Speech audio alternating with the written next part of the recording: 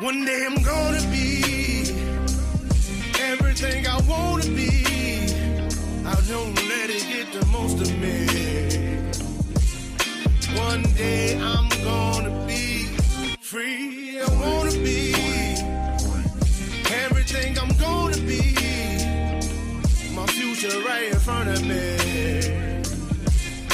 One day I'm gonna be free. I wanna be free. Then let me be free. From the depths of darkness, a voice emerges. A host with a fire burning in his soul. With a heart steel and a spirit unbroken. He rides onto his ready to claim his throne. Amidst the chaos and the thunderous roar, insane wheels rise as a force to be reckoned with. Fueled by the power that only metal can bestow, he takes his stand, refusing to submit. Insane wheels hear his battle cry. Metal and mayhem will never die. Rituals report and paves his way. More legend in the making, day by day.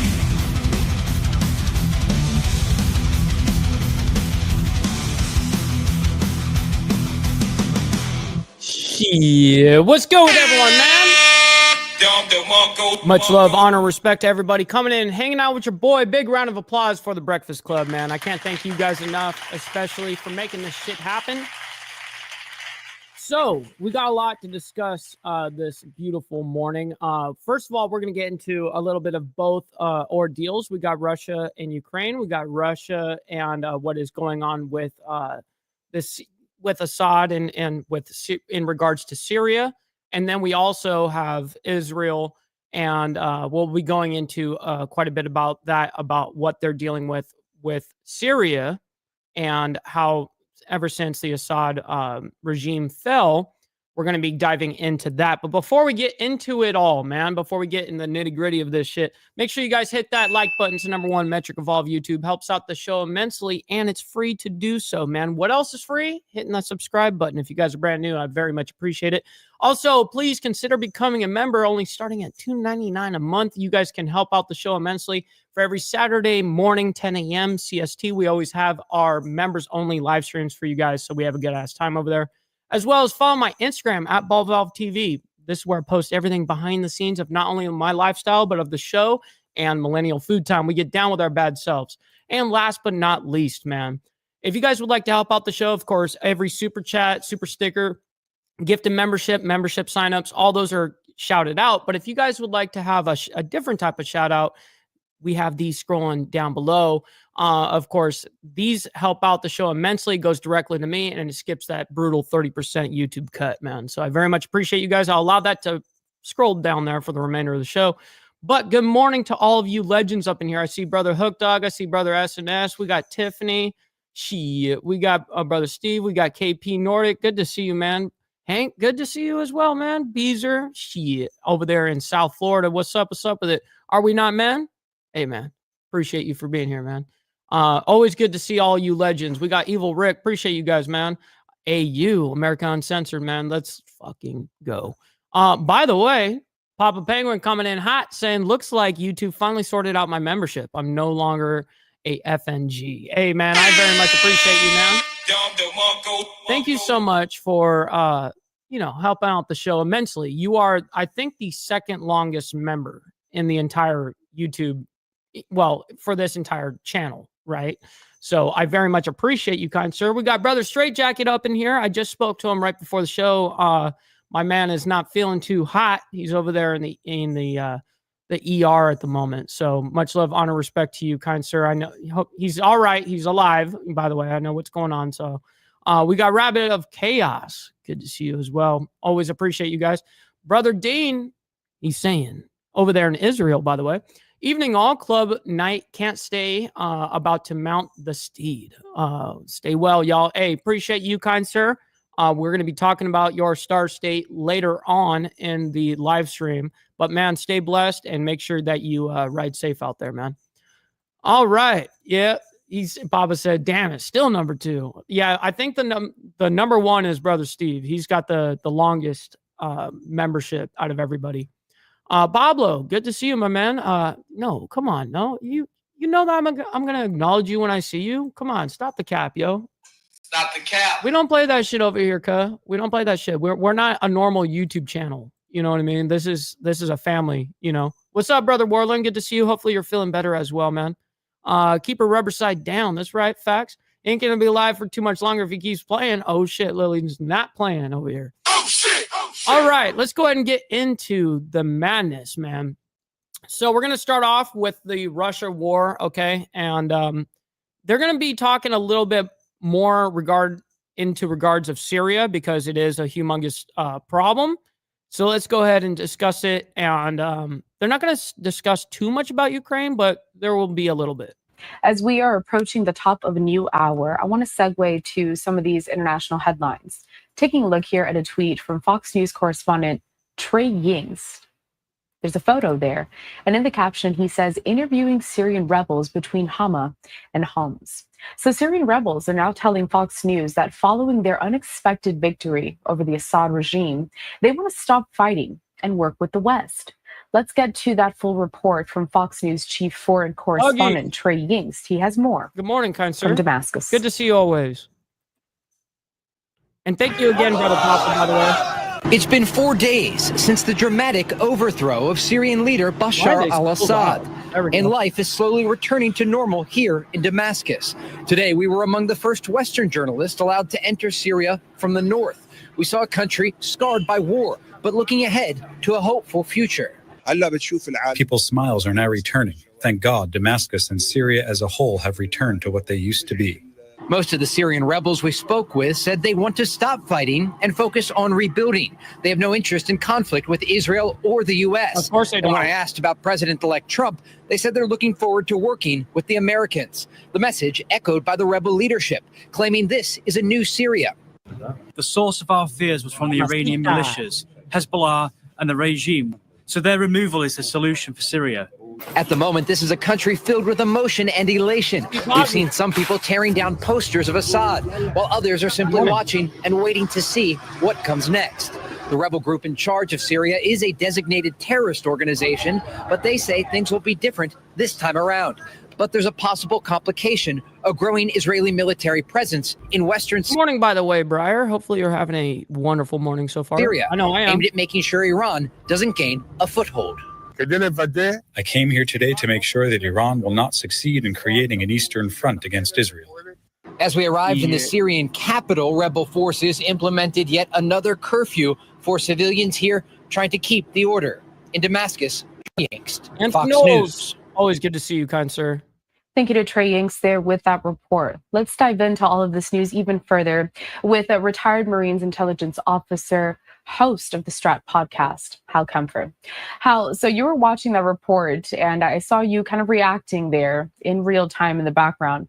A lot to unpack here. So this rebel group, I mean, designated as a terrorist organization, they're saying that things are different now. They want to work with the U.S. How would that look? Is that even possible? It's very difficult. Corell, I got to tell you, this By the way, good morning to you over there, Joseph. Stop the cap over there on Facebook, dude. Stop the cap. What's up, man? group, HTS, Hayat Tahrir al-Sham. This is the current manifestation of what was called the Al-Nusra Front, which was Al-Qaeda of Syria. Mm-hmm. And there are those of us who remember very clearly 9/11 and Al-Qaeda. And actually, if you look at Jelani, he was working at one time with al-Baghdadi, who eventually went on to found and lead ISIS, the self-proclaimed caliph of the ISIS caliphate. So, yes, there's a lot to work through there. And the U.S. has a tough time because one thing is we got a $10 million bounty on the head of Jelani, who's the head of Redneck Side. Shit. Good to see you, my man. Good morning. Good morning to you. Of HTS, and of course, we've designated HTS a terrorist group. With that said, they are saying things that frankly, are things that are are being receptive to Western ears. And Secretary Blinken has put out there What? My man over here, Huggy, gifting out a membership to you guys. Shit. Who got it? Who got it, by the way? Thank you for supporting the channel, brother Huggy. I appreciate that. Kind sir. Conditions, which basically democratic elections. This goes really back to a UN Security Council resolution sometime back, which, talks 2015 and things when, Bashar Assad was basically using chemical weapons against his own people. Listen, I was in Baghdad when you were in Dad's bag. All right, bro? Stop the cap. Stop the cap. Shit. But, what is the pathway? And the pathway is secular. It's democratic elections. It's, respect for human rights to include the rights of women.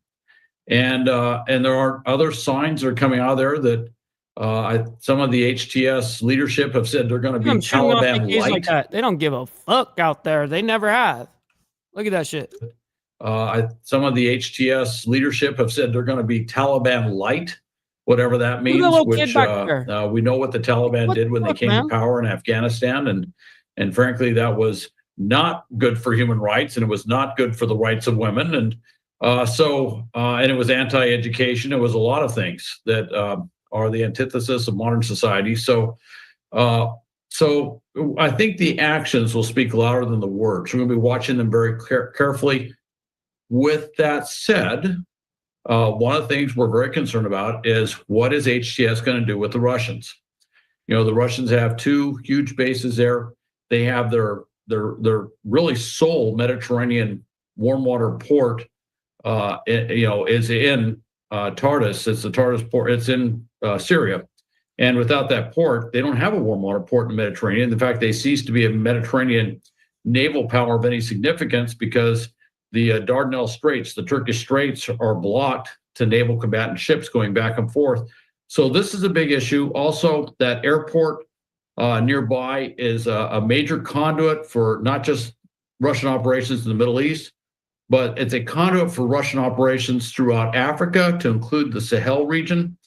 And this is where you've seen so much Russian involvement in various different countries in that, that kind of north central, if you will, Africa, that desert region that shoots all the way across northern Africa. So it's a big challenge, and the Russians are obviously going to make some sort of concession, some sort of deal. They have their ships parked right off the coast, so to speak. I should say anchored right off the coast. They didn't send them off, steaming off to Cuba or up to St. Petersburg or something like that. So the question is, what will the Russians offer them?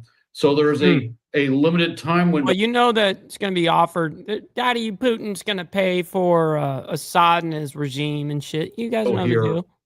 To maybe make a deal. But then we got brother Steve coming in hot saying for $2 saying dues for Straight and Warland. Feel better, homies. Man.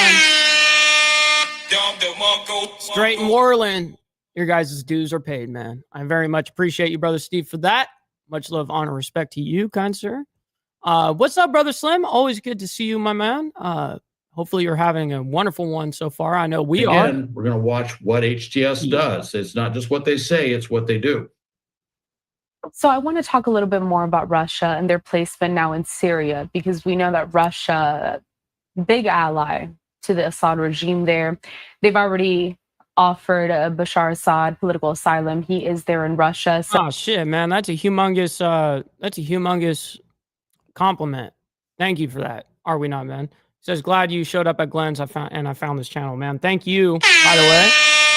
If it weren't for you guys, none of this would be possible, man. So it's you guys that make this shit happen. Like, I don't know where YouTubers get that twisted up in their head, but if you don't have the support system of your audience, man, you're not shit. So this is equally as your guys' show as it is mine. That's exactly why I highlight every single fucking comment, unless it breaks TOS. And even then, sometimes I get a little, I'll still show it sometimes.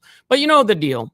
It's your guys' show as well. So in terms of, kind of seeing where this goes, and also given the fact that Russia is embroiled in their own conflict right now with Ukraine, this situation in Syria, where does it land on the list of priorities for Russia? What is Putin thinking right now? Well, he's thinking this is a huge setback. Well, one of the things he's done to try to offset all the setbacks he's had with the war in Ukraine, and certainly the incursion into Russian territory in Kursk by the Ukrainian military, where they still hold that territory. Despite having a larger Russian force to push the Ukrainians out, the Ukrainians are fighting fiercely and holding Russian terrain in Kursk. So that's very frustrating to Putin. The other side is his economy is in shambles. It is in horrible shape. Their interest rate is through the roof.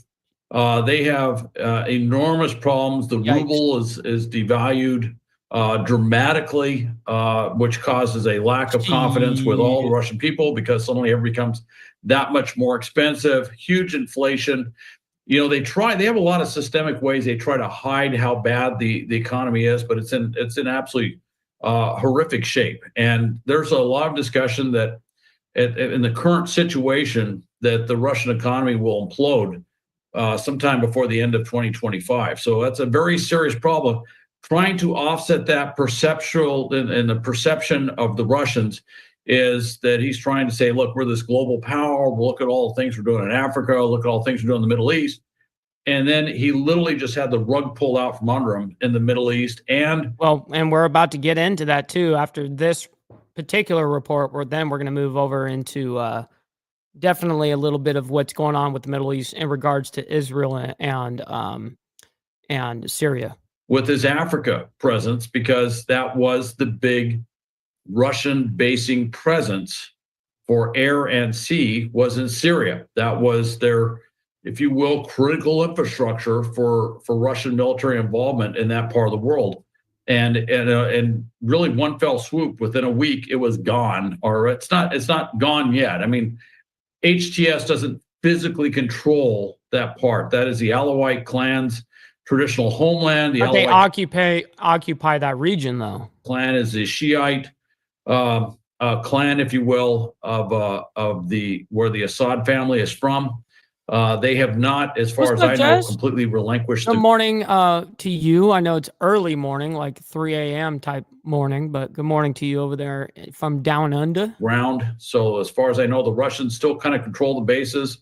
There are Russian aircraft showing up in satellite aircraft. Pablo. They're actually at the Communion air base that's right there, which is a big Russian air base near Tartus, which is the big naval base. I like that Mount High, by the way. It gives a little thing here. He says, if your comments aren't loading properly, you were probably here with the morning club. Absolutely. Breakfast Club always gets hammered. Close video and reopen and everything works fine. Love to hear that, Mount High. Appreciate you, and good morning to you as well. The ships, all the combatants, everything afloat there has moved off to sea. And of course, the other thing is that the Israelis went in there and wiped out. And you got to remember, you got Syrian ships that are sharing the same general coastal area, same ports, if you will. They're targeted too. The Israelis came in and basically wiped out the entire Syrian Navy.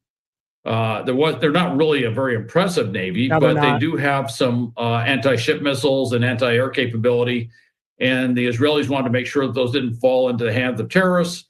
So they went ahead and hit those ships and sank those ships and destroyed that Navy. Well, that's got to get the attention of the Russians. If you're a Russian ship captain and you're across the port from where you're seeing this happen, you're like, I got to get my ship out of here. And they moved them off the coast. But the question is, are they? Oh my God, dude! Just White coming in hot with another 5 for you guys. Wow, dude, this is fucking unreal, absurd. Thank you so much, by the way. Your support, it's like insane, by the way. Hopefully they went out to the community, man. Hopefully you guys, if you guys got it, make sure you guys thank Jess White for gifting out a sub to you if she gave it to you. But I very much appreciate that, Jess. Much love. Where are they going to go? They didn't send them far away. So where are they going to go? All right, I want to move on from the Middle East a little bit, still discussing Russia, though.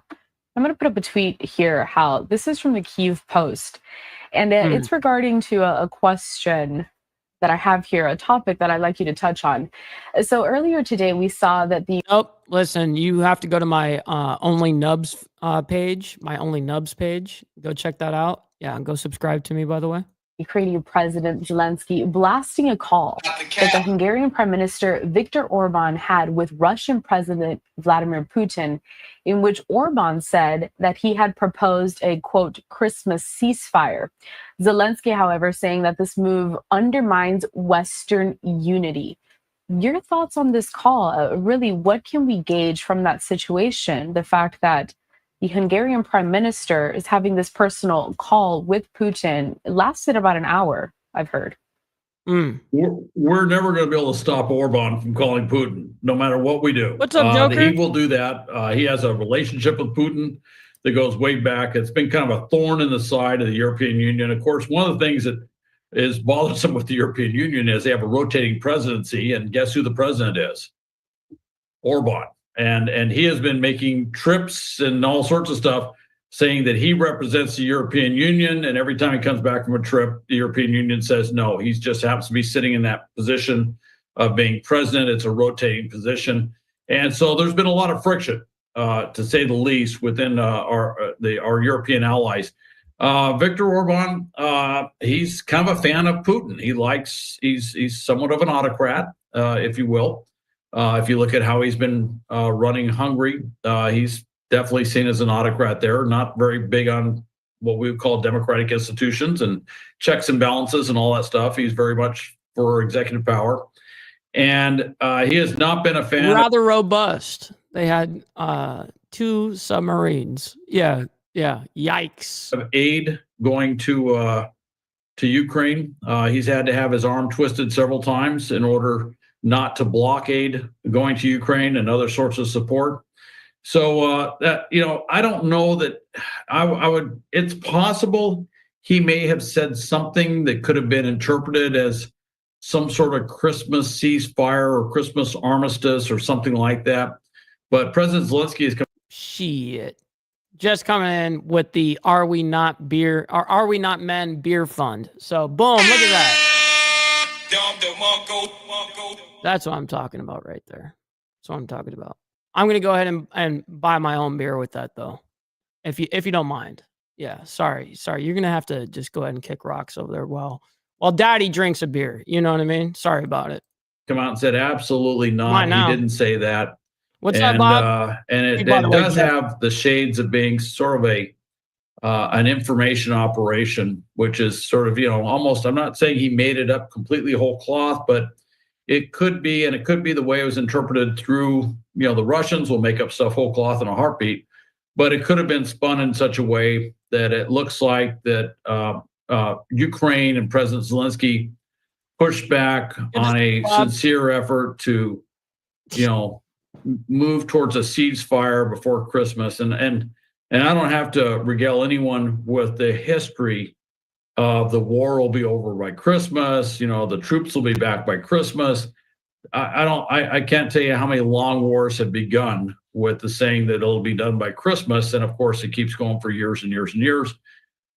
This does sound like it was playing on that Christmas theme, if you will, of saying, we're going to try and get a ceasefire by Christmas. And that's clearly playing to the ears of a Western audience. But there's frankly no way that anyone could possibly. Don't be salty, bruh. Don't be salty.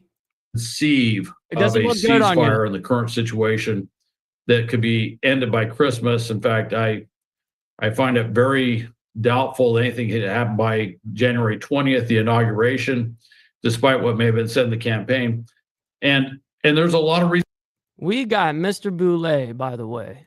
Alabama's finest. Roll Tide, baby. Good morning, my man. Always good to see you, by the way. This is why. And by the way, Europe is, this is another thing too that's happened in the last few years. Europe now contributes more towards Ukraine in terms of military aid and aid overall than the United States. So the United States is a major contributor, don't get me wrong, but Europe has really kind of stepped up. And frankly, when the war started, they weren't there. In fact, they were well behind that power curve, if you will, but they have stepped up. So it's a different Europe today. Yes, it is. Well, speaking of the United States, because you did mention them a little bit there, the U.S. also warning that they think that Russia is going to be using a new type of missile against Ukraine in the coming days. Yes, that is true what she just said. Jess coming in hot saying, Mike, don't take Are We Not Men's Men Beers Fund or chat gets timed out. He needs it to be happy, but all right. So there's $15. He gets one beer. He's allotted one beer per $15. How about that? We'll make that deal. All right. Homie gets a beer. Not a tall can, by the way. You get a shorty. Days. Appreciate you, Hal, Jess. what do we know about this Thank you for weapon? that. Could it be a game changer in the war? Send you my cash app. Not really. It's the Orishnik I'll send you a weapon. couple bucks, It's an old missile with a new name. It's probably a better way to put it. They have done some modifications on it. You know, they had a missile that went really long. It was an intercontinental ballistic missile, and now it doesn't go so far, but it goes a little bit faster. And you can see the trade-off there, which is you burn the fuel faster to get a faster missile. Now, they fired one of these missiles a few weeks ago. They fired it into, I think a couple weeks ago, into Dnipro, which was, and it was widely remarked. It got a lot of attention. The warheads were not warheads. They were non. Oh my God. Just sent in 20 saying Roberts and Mike's alcohol fund. Oh, I like that, by the way. But fuck Robert. Robert. He does not deserve anything. He eats corn the long way. You guys have one now, two now. I appreciate that, by the way. And chat is saved from being timed out. Jess White saves the day again. Shit. Appreciate you, Jess. And don't worry, Mr. Boulay, I'll go ahead and bring that back. I will bring that back. And by the way, yeah, Robert is a bit sus, dude. He's suspect.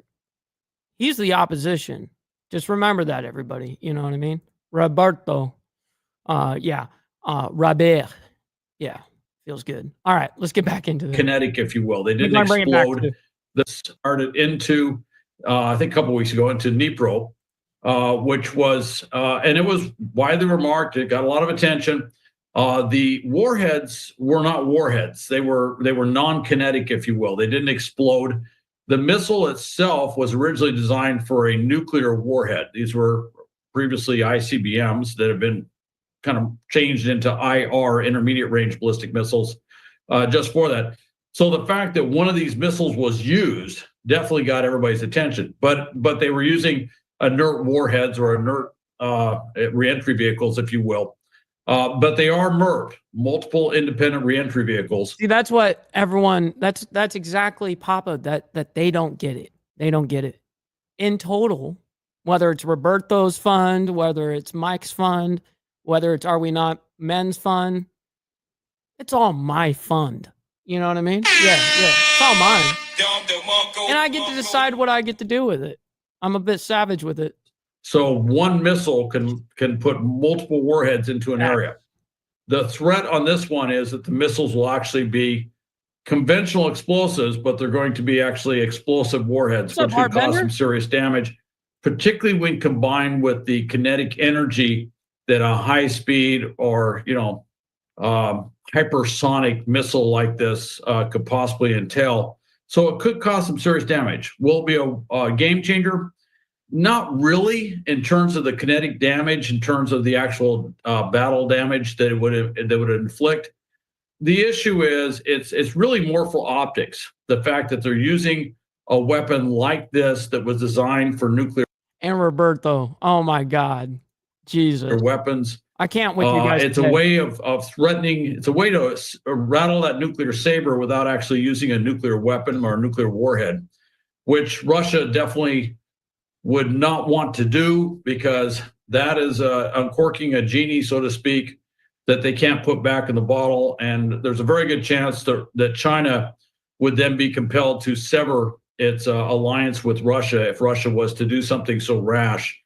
China fully understands what that means. Good morning, by the way, Dragon Classy. Absolutely appreciate you for being here. Good morning, by the way. If a nuclear warhead goes off in the battlefield. So Russia, I like to think they do, but there are times where I think they may have forgotten some of the lessons of the Cold War in that regard. So it doesn't change things. What it does, though, is it does indicate just how serious Russia's armaments problem is. One of the SNS, that is fucking savage. Jesus. Man, that's wild. You wilding out here, bro. reasons they're using this missile, and one of those reasons you see this huge surge of drones and missiles going into Ukraine right now, is they're starting to run out of a lot of the missiles and ordnance and drones and things that they've had over time. They're trying to do the most they can with that North Korean ammunition and weapons that have been coming in, but they're having to go to things that they normally wouldn't do. And I consider this kind of the weaponeering offset of something we saw before, where some months back we noted that they had their essentially like their Space Force or Strategic Air Force troops literally on the line fighting as line infantry.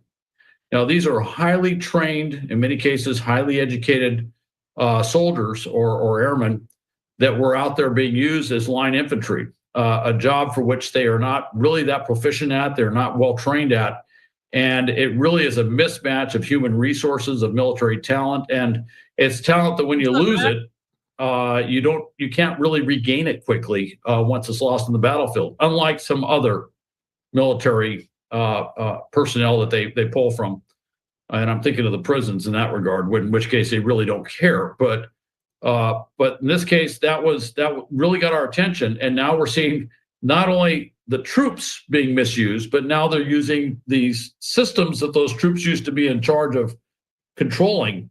Yeah, you said, where's my beer?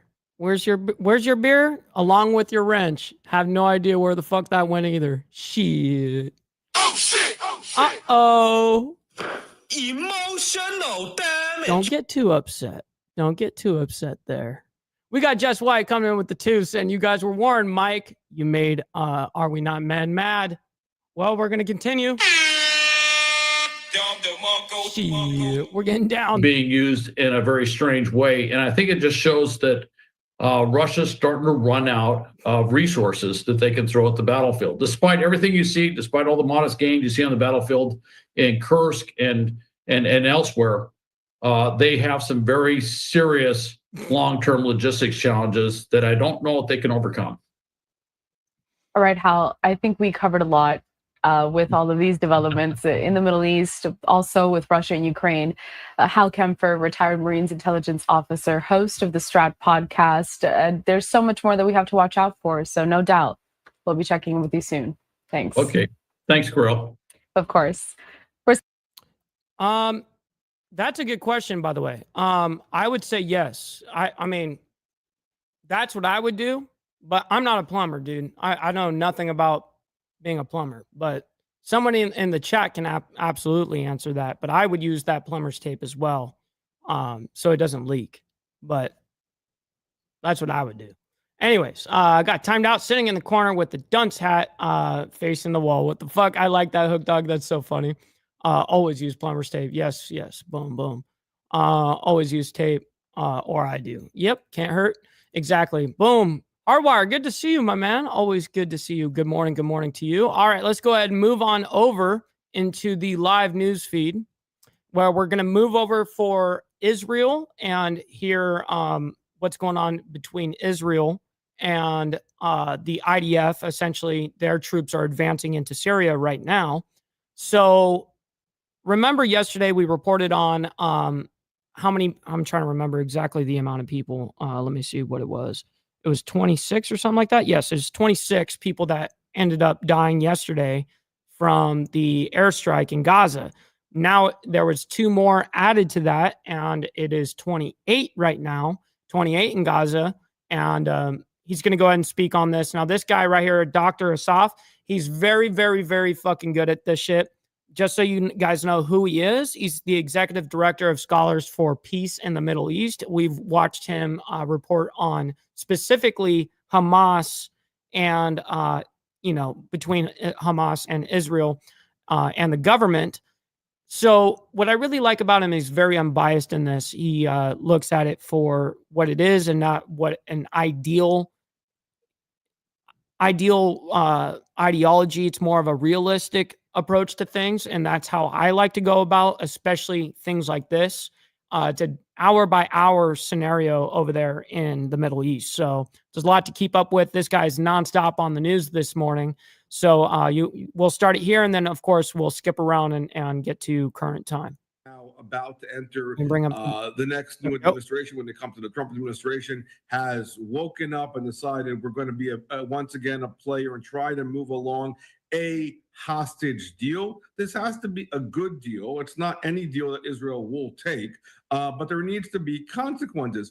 That being said, to your earlier point, it's very critical to understand that actually Egypt does understand the threat that Hamas represents, because Hamas does not distinguish between combatants and non-combatants. The Muslim Brotherhood actually started operating in Egypt back in 1928. As a result of that, because they understand the terror Islamist threat, what's up? We got Sessa up in the building. Always good to see you, brother. Hopefully all is well for you and you're having a wonderful morning. We know we are over here. Don't want them to come in, so they've basically been able to blockade that area for fear of the fact that any civilians that would be allowed to come into Egypt, that they would also be Hamas members. So the smuggling has been taking place, but from a large mass of individuals, they've tried to fortify that border from their perspective, and yet again, put the entire onus and the blame on the Israelis. And so this is the challenge we've been playing with some of our allies. And Egypt is a recipient of USAID. Egypt is a U.S. ally. Egypt Theoretically, has to be yes, step up to the plate and also have consequences for what they've allowed to happen. And really, they've maintained the ability of Hamas to operate the way it's been operating because of those terror tunnels. And so I think that, again, the new administration and the current one needs to have these conversations on the table. It's not enough that Egypt is saying, I'm willing to help out as the interlocutor when it comes to the hostages. Yeah, what are they going to do? Consequences for their actual complacency and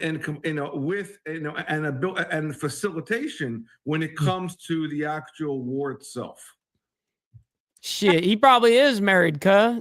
You know what I mean? He probably don't need none of that. Dr. Saf, I now want to transition to discuss the very latest as relates to the conflict in Syria, giving most recent video on the screen to provide context. So we're learning this morning from Fox News that Syrian rebels are saying they actually want to stop fighting and work with the West.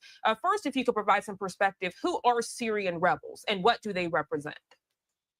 So thank you for that. That's a very important, way to start, the Syrian and trying to unpeel that onion. So Hayat Tahrir al-Shams is otherwise known as HTS, is a designated. Yeah, and we went over the HTS a bit last night on the Diamond Effect, but I want you guys to hear what HTS stands for again. I could not pronounce that shit. Otherwise known as HTS is a designated Syrian and trying to unpeel that onion. So Hayat Tahrir al-Shams. You hear that? Hayat Tahrir al-Shams. Something. That's what it stands for. And trying to unpeel that onion. So Hayat Tahrir al-Shams is otherwise known as HTS, is a designated terror organization. They are a Sunni Islamist organization, in contrast to the brutal Assad regime, which was an Alawite, a fringe group of Shiism. And so they are the main group that has been able to position itself within the area. They've been in the area of Idlib, where they've been working out of, as far as moving in from those parts into really taking over Syria at large when they went to the gates of Damascus. They are they used to be part of the Nusra Front, which was part of Al-Qaeda. So they have direct ties to these very terror organizations that everybody's been fighting. That being said, the brutality of the Assad regime now for 54 and thank you, Brother Hank, for that, by the way. For years, these rebel forces have seen, and they've been, this also relates to the Sunni Shia cleavage, have been fighting the Assad regime, and they've been successfully, as we saw now, been able to remove them. It's also worthy of note that the U.S. designated. Much love, Pablo. Be safe out there, as always. HTS as a terror organization with a 10 million reward on the leader. You too, brother KP. Be HTS, safe. Muhammad Julani. And so now Julani is taking over, or really taking over, the entirety of Syria at large. It is important to note that they have been working as as their own little government, quasi-government, with a shura council, which is very analogous to how Muslim Brotherhood organizations work within the area of Idlib. And so now they're basically moving that governance into Syria at large. And so the challenge really is, are they really going to change their tone? Are they really going to take responsibility for the people? It's yet to no. They're going to go crawl back in their hole, go underground, and rebuild, get refunded, get your shit back, get your weapon supply up. They're like cockroaches, dude. They never fucking disappear. Never. It's really early to know what's Always going come to back. happen in tandem, in preparation, because again, none of these organizations, none of these groups who've been fighting, including the other part of the rebel forces, including part of the part that are coming out of Turkey as well, are friends of Israel. So the concern on the Israeli side is that this will bleed into Israel. That being said, the Israelis over the past few days have taken out many of the military caches of munitions, of weapons, including chemical, which of course the Assad regime had, and not to mention this small little air force they were running, with inside of Syria as well, in order to degrade the possibility of these rebel forces taking over. They have made potential comments about working together as far as calling for the international community. Again, yet to be seen. Going back to the Israelis, it is important to note that once the Assad regime was removed, then also the safe zone, the buffer zone that was established back in 1974, after the Yom Kippur War back in 1973, the October War of 1973, as it's known by other names, that was broken. So the area of the Golan Heights, which was in that buffer zone, that was in this kind of security zone area that was maintained since 1974. Israel took control of that area because, again, there was the Assad regime Don't time them out, and it was time to take over that area, knowing that unknowing what would happen, which HTS and what they're going to do when it comes to Israel. Thus far, there has not been direct altercations or any kind of movement on the northern border from Syria into Israel. Israel is just preparing itself for what can be, not knowing what's going to happen. And it is not clear yet, because we're still in the early days. And as your reporter was correctly stating, I mean, things are developing on an hourly basis. It's not, there's a lot of moving parts here, and it's yet to be seen what really responsibility HTS is going to do as it relates to the Syrian population. That being said, the brutality of the Assad regime has been widely known for 54 years. We're now seeing the evidence of the torture cells and the prisons that were happening inside of Syria. The fact that the Assad regime is gone, Hey, speak of the eyebrows. You know what I mean? I got these caterpillars up here. If the eyebrows don't fit, you must have quit. Facts, by the way. I like that. Opens up a lot of potential windows, yet to be seen. Again, who is going to take control over those opportunities, and whether or not, again, another Islamist organization analogous to a Hezbollah or Hamas is going to basically use and abuse that. These are all part of the unknowns that we are watching. Dr. Asaf, always a pleasure to have you on the show, and thank you so much for this thorough and detailed breakdown. This conflict in the Middle East ever developing. So, of course, we'll be checking back in with you as this conflict continues. I hope you enjoy the rest of your day. Thank you, as always. Thank you. Did a good job, as he always does. Conflict in the Middle East, and as Dr. Asaf was just discussing Syria, right now I want to give you a live look at the Lebanon-Syria border crossing. Yikes. We have to go to our first 2-minute commercial break of the hour. When Hell no, we don't. Heading out to Orlando. Nope. We're going to skip all that because I know where we're going with this shit. No need to dive into pointless politics. Let's see what the New York officials continue crackdown on ghost cars. Sure.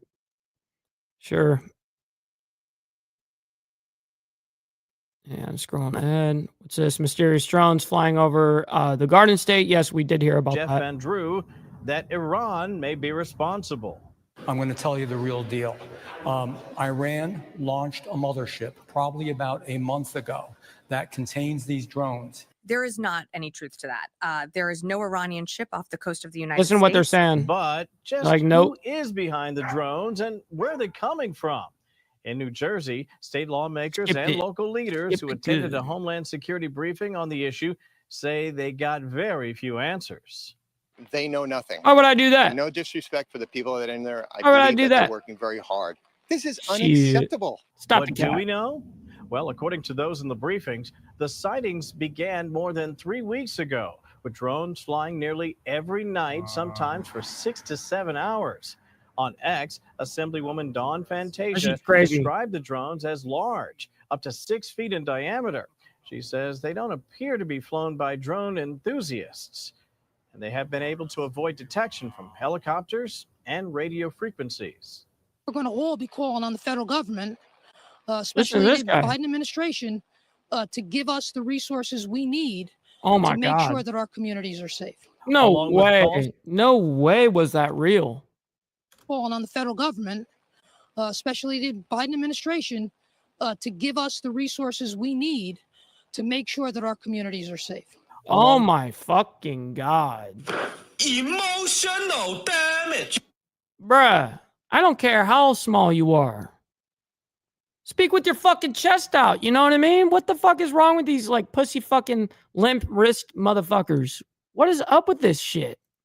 With calls to the Biden administration to do more, some Republican lawmakers are also calling on the military to shoot down the drones and ask questions later.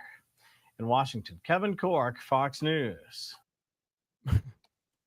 Kevin, thank you so much for that update. Here at 7:56, no kidding, Lone Cowboy. Giving you a live look at. No fucking kidding. All right, let's go ahead and move it up a bit up here. I'm gonna move it back into what's going on. The very latest as relates Syria. to Syria. Syrian rebels telling Fox News that following their unexpected victory over the Assad regime, they want to stop fighting and work with the West. Fox News chief foreign correspondent Trey Yingst has the very latest from Damascus.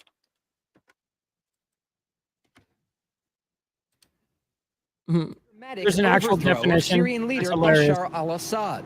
And life is slowly returning to normal here in Damascus. Today, we were among the first Western journalists allowed to enter Syria from the north. We saw a country scarred by war, but looking ahead to a hopeful future. People's smiles are now returning. Thank God, Damascus and Syria as a whole have returned to what they used to be. Most of the Syrian rebels we spoke with said they want to stop fighting and focus on rebuilding. They have no interest in conflict with Israel or the U.S. And when I asked about President-elect Trump, they said they're looking forward to working with the Americans. The message echoed by the rebel leadership, claiming this is a new Syria. The source of Lone Cowboy. You should definitely have him hit me up sometime because I report on the Middle East damn near daily. I mean, I break news all the time on the Middle East. But that's crazy. That's crazy. Definitely have him get in contact with me, by the way, if you guys, not just him, it could be anybody. Direct message me on my Instagram at BallValveTV, where I correspond with everybody. You know what I mean? That's where I basically hang. It's like where like people hang out in Discord and shit like that, which I'm getting better about doing that, by the way. Link in the description, by the way. I am getting better at it, but I use Instagram for everything. You know what I mean? So anyways, there that was. All right, back to this. Also, hit that like button, yo. It's the #1 metric of all of YouTube. Helps out the show immensely. And Pitbull, appreciate you for being here, by the way, over there in England. Always good to see you, man. From the Iranian militias, Hezbollah, and the regime. So their removal is the solution for Syria. At the moment, this is a country filled with emotion and elation. We've seen some people tearing down posters of Assad, while others are simply watching and waiting to see what comes next.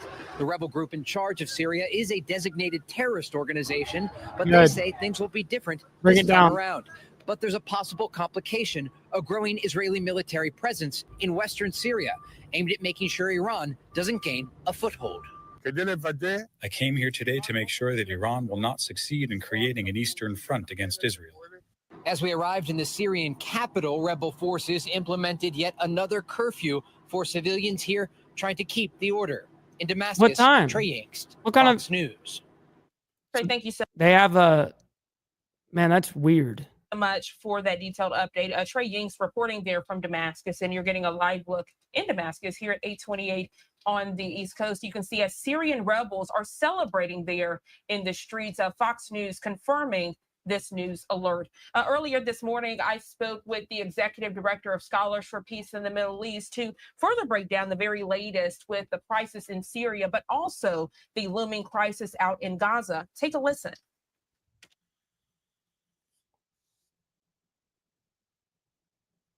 I hear nothing. The conflict in the Middle East is wide scale. Take a look at your screen, giving you a live look out in Khan Yunis, Gaza, and you can see devastation all around.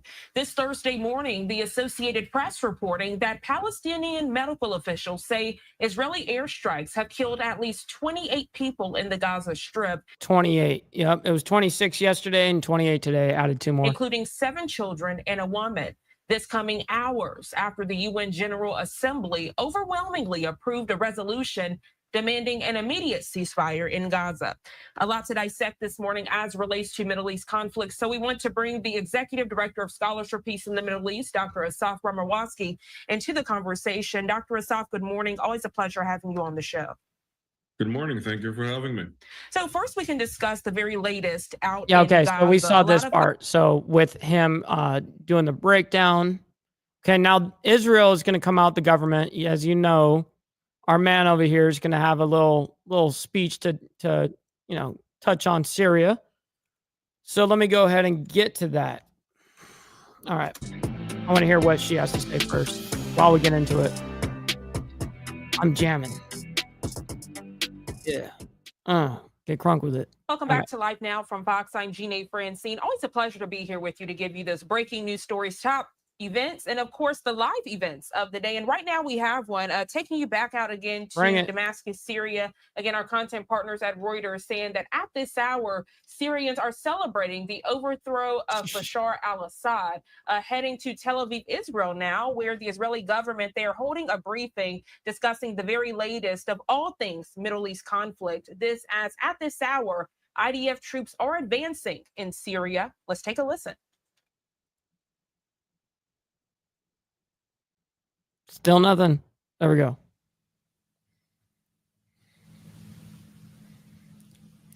Good afternoon, ladies and gentlemen. Shalom. I'm David Mensa, Shalom. Israeli government spokesman for the National Public Diplomacy Directorate in the office of the Prime Minister this Thursday, the 12th of December, day 433 of the October 7th War, the Simchat Torah War. Just a couple of points from me, and then we'll get straight to your questions.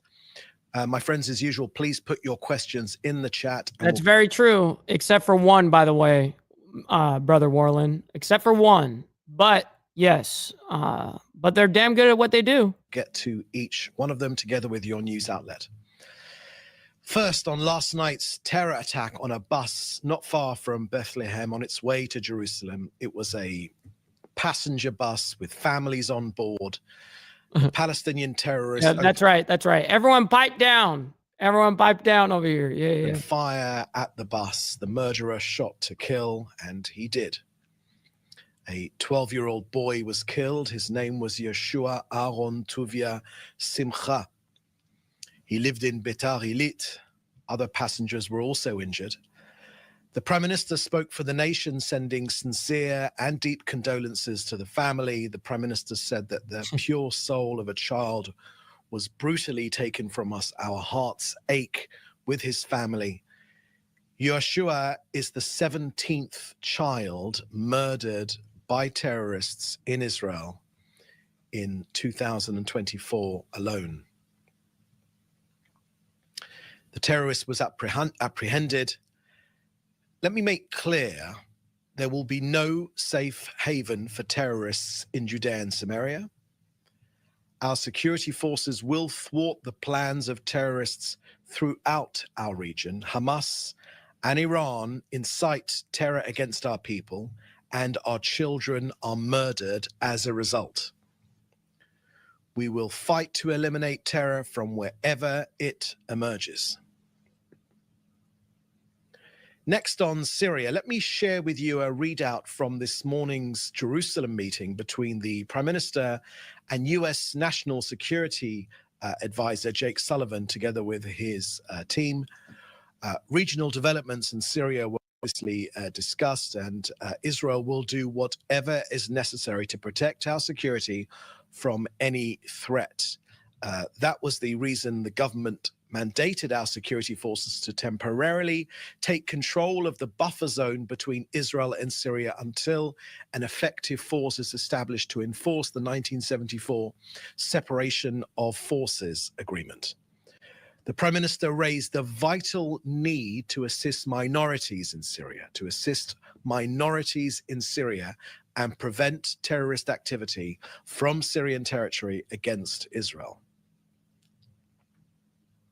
Separate from that meeting, Israel has also clarified that in the light of violations of the disengagement agreement between Israel and Syria from May 1974, and with the entry of armed militants into the buffer zone in breach of the agreement, and attacks on UNDOF, the UN force of UNDOF positions in the area, Israeli action was required.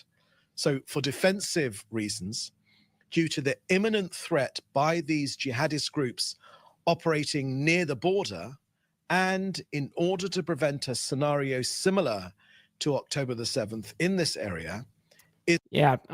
Jay, that's totally, no one can argue that. You know what I mean? Israel definitely has Hamas totally devastated, has Hezbollah devastated. And look, now the Assad regime is not even in their own country. You know, now they're over there in Moscow, in Russia. Crazy. Yeah, totally destabilize them motherfuckers. That's what just happened. Israel entered the buffer zone. As we have said before, we reiterate, this is a limited and a temporary operation. Next, let me share with you that an interceptor was fired towards a UAV in the area of Eilat. The UAV was likely launched from Yemen and approached Israeli territory. The UAV did not actually cross into Israel, and no injuries were reported. But the Houthis will find out, as Hezbollah did in Lebanon, that Israel's patience is not. Yeah, take care of yourself, Brother Warland. Make sure you keep the heart rate low. If this is stressing you out, definitely do not even don't be watching this right now. Exhaustible. No. Lastly, this morning, international media reported attacks on aid workers in Gaza. Again, nothing could be further from the truth. Let me share with you the facts. As we say here in the Prime Minister's office, the facts don't lie. Here, I got you. Overnight, Israel received intelligence let me help you. of Hamas terrorists wanting to hijack aid. The IDF conducted precise strikes on armed terrorists, Hamas terrorists, gathered at 2 different points inside southern Gaza. These were terrorists operating in the humanitarian corridor. Now, our strike ensured the safe delivery of this aid to Gazans. All the terrorists were eliminated, and they were all Hamas. Our intelligence has showed that they plan to violently hijack the aid trucks and transfer them to Hamas. Why? To support their terror and cause hardship to Gazans. Where there is hunger, it is hunger orchestrated by Hamas. It's pretty good. Because of Hamas hijacking aid. Now, Israel prevented that, and it goes without saying that Israel, of course, does not strike humanitarian aid trucks, and the now humanitarian corridor remains open and active because of this Israeli action. Yes, Israel precisely operates against Hamas And yes, we take every measure to mitigate harm to uninvolved Gazans. Let me share with you our latest figures of aid which has gone into Gaza in the last 24 hours alone. 251 aid trucks went into Gaza. Yesterday, food, medical goods, shelter, sanitation supplies, 122 trucks were collected from the Gazan side of Kerem Shalom by international organizations, but still 550 trucks worth of aid are still awaiting collection. And a convoy of 34 trucks entered Gaza directly through Gate 96. What's up, Trigger Warning? Good to see you, man. Good morning. Tankers of cooking gas for essential infrastructure and one tanker of fuel, which went into northern Gaza for refueling their essential infrastructure. The IDF in Kogat acts in accordance with international law. Hamas are attempting to starve their own people, but Israel gets the food in. So that's the end of our briefing here today. I'll now take your questions. Please put them in the chat together with your news outlet, and we will take them. First question I can see here is from David Clement at the News Forum. The Prime Minister said that troops will stay in the Syrian buffer zone until there are security guarantees. Has the government reached out and attempted to establish relations with the new government in Syria? Thank you for that question, David. We've made clear in this briefing that our presence in that buffer zone is temporary until alternative arrangements are made to return to the separation agreement from 1974. As you know, the Syrian armed forces abandoned their posts. Jihadis were approaching our border. There was a real risk not only to the Undor force, which Israel repelled, but also of jihadis with an appetite for massacres approaching our border. We will not let that happen. And in terms of the rest of your question, I haven't got anything more to add with you on that. As soon as we have any further information, we will share that with you. Needless to say, Israel is most definitely wants to have good relations with all of our neighbors in this region. If there is a new beginning, then we would certainly welcome that for the benefit of all the people in our region. Next question here is from Fred Ager. Syrian rebel leader Abu Muhammad al-Jolani's group Hayat Tahrir al-Sham, HTS, plans to collaborate with international organizations to secure chemical weapons sites. Al-Jolani declares he plans to form a transitional technocratic government to rule until March 2025. The Pentagon welcomed Al-Jolani's comments, but warns action must align with words. To which extent is Israel's government concerned about HTS controlling the chemical weapons sites, and does it trust Al-Jolani with respect to the rule of law? Thank you for that question, Fred. Look, this is not a matter of trust. It isn't important what people say. It is important what people do. As you know, over the last... No, because this guy is really, really good at public speaking. He is very good at getting out the Israeli government's narrative. Very high-skilled at that. Few days, the IDF has struck most of the strategic weapon stockpiles in Syria.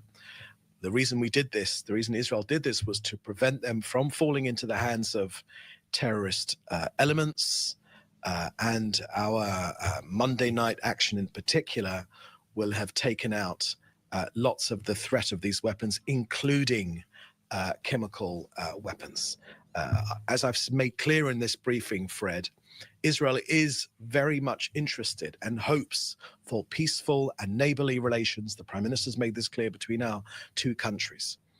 Yes, of course, but none of us here are under any illusions. Steve, it's all a play. It's all a play.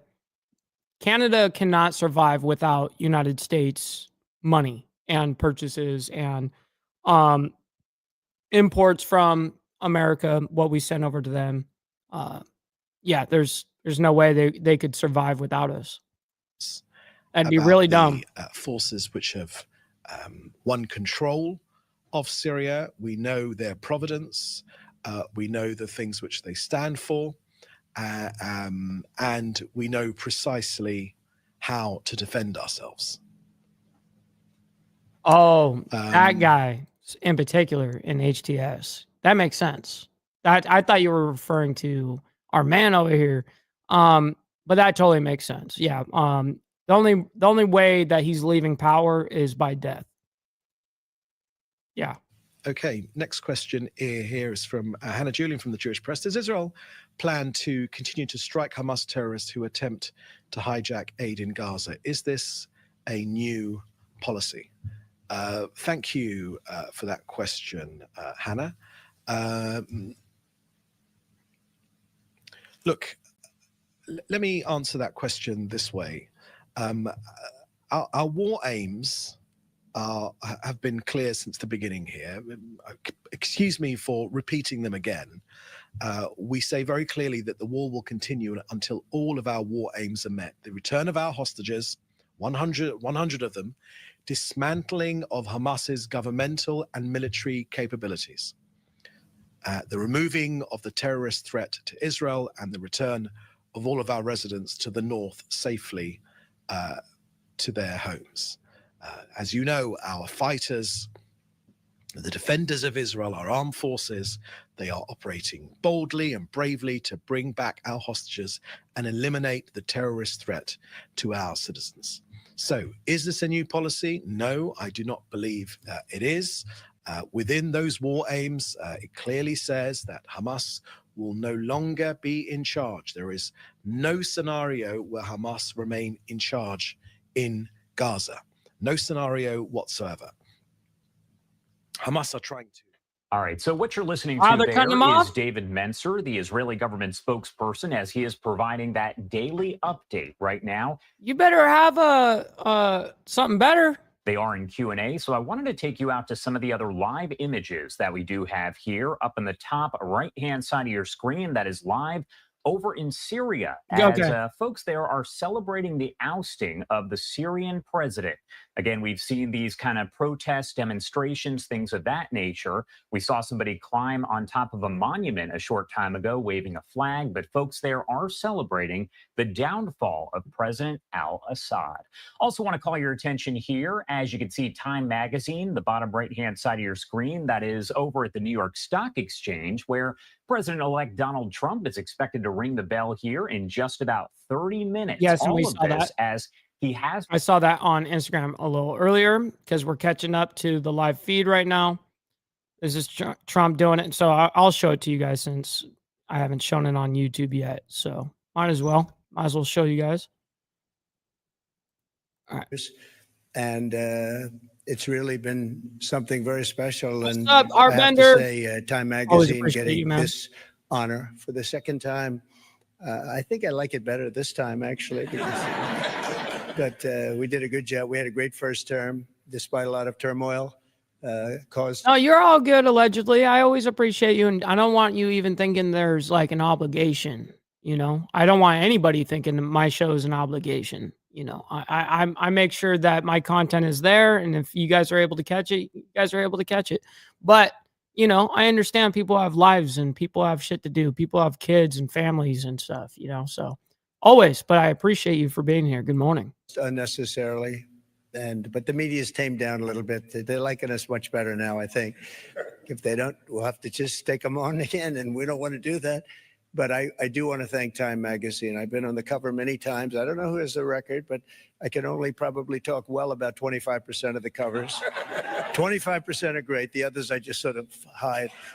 But it's been an honor, and every time it's an honor, I will tell you. And thank you very much for doing it. And thank the whole group at Time. Really very professional people. Thank you very much. And yeah, so you got to invert it, Biker News Canada. Bob, when you put it in Canva, I'll try to help you out, but it's fairly simple. Canva is one of the best programs for all of that shit. But yeah, your logo looks fantastic, by the way.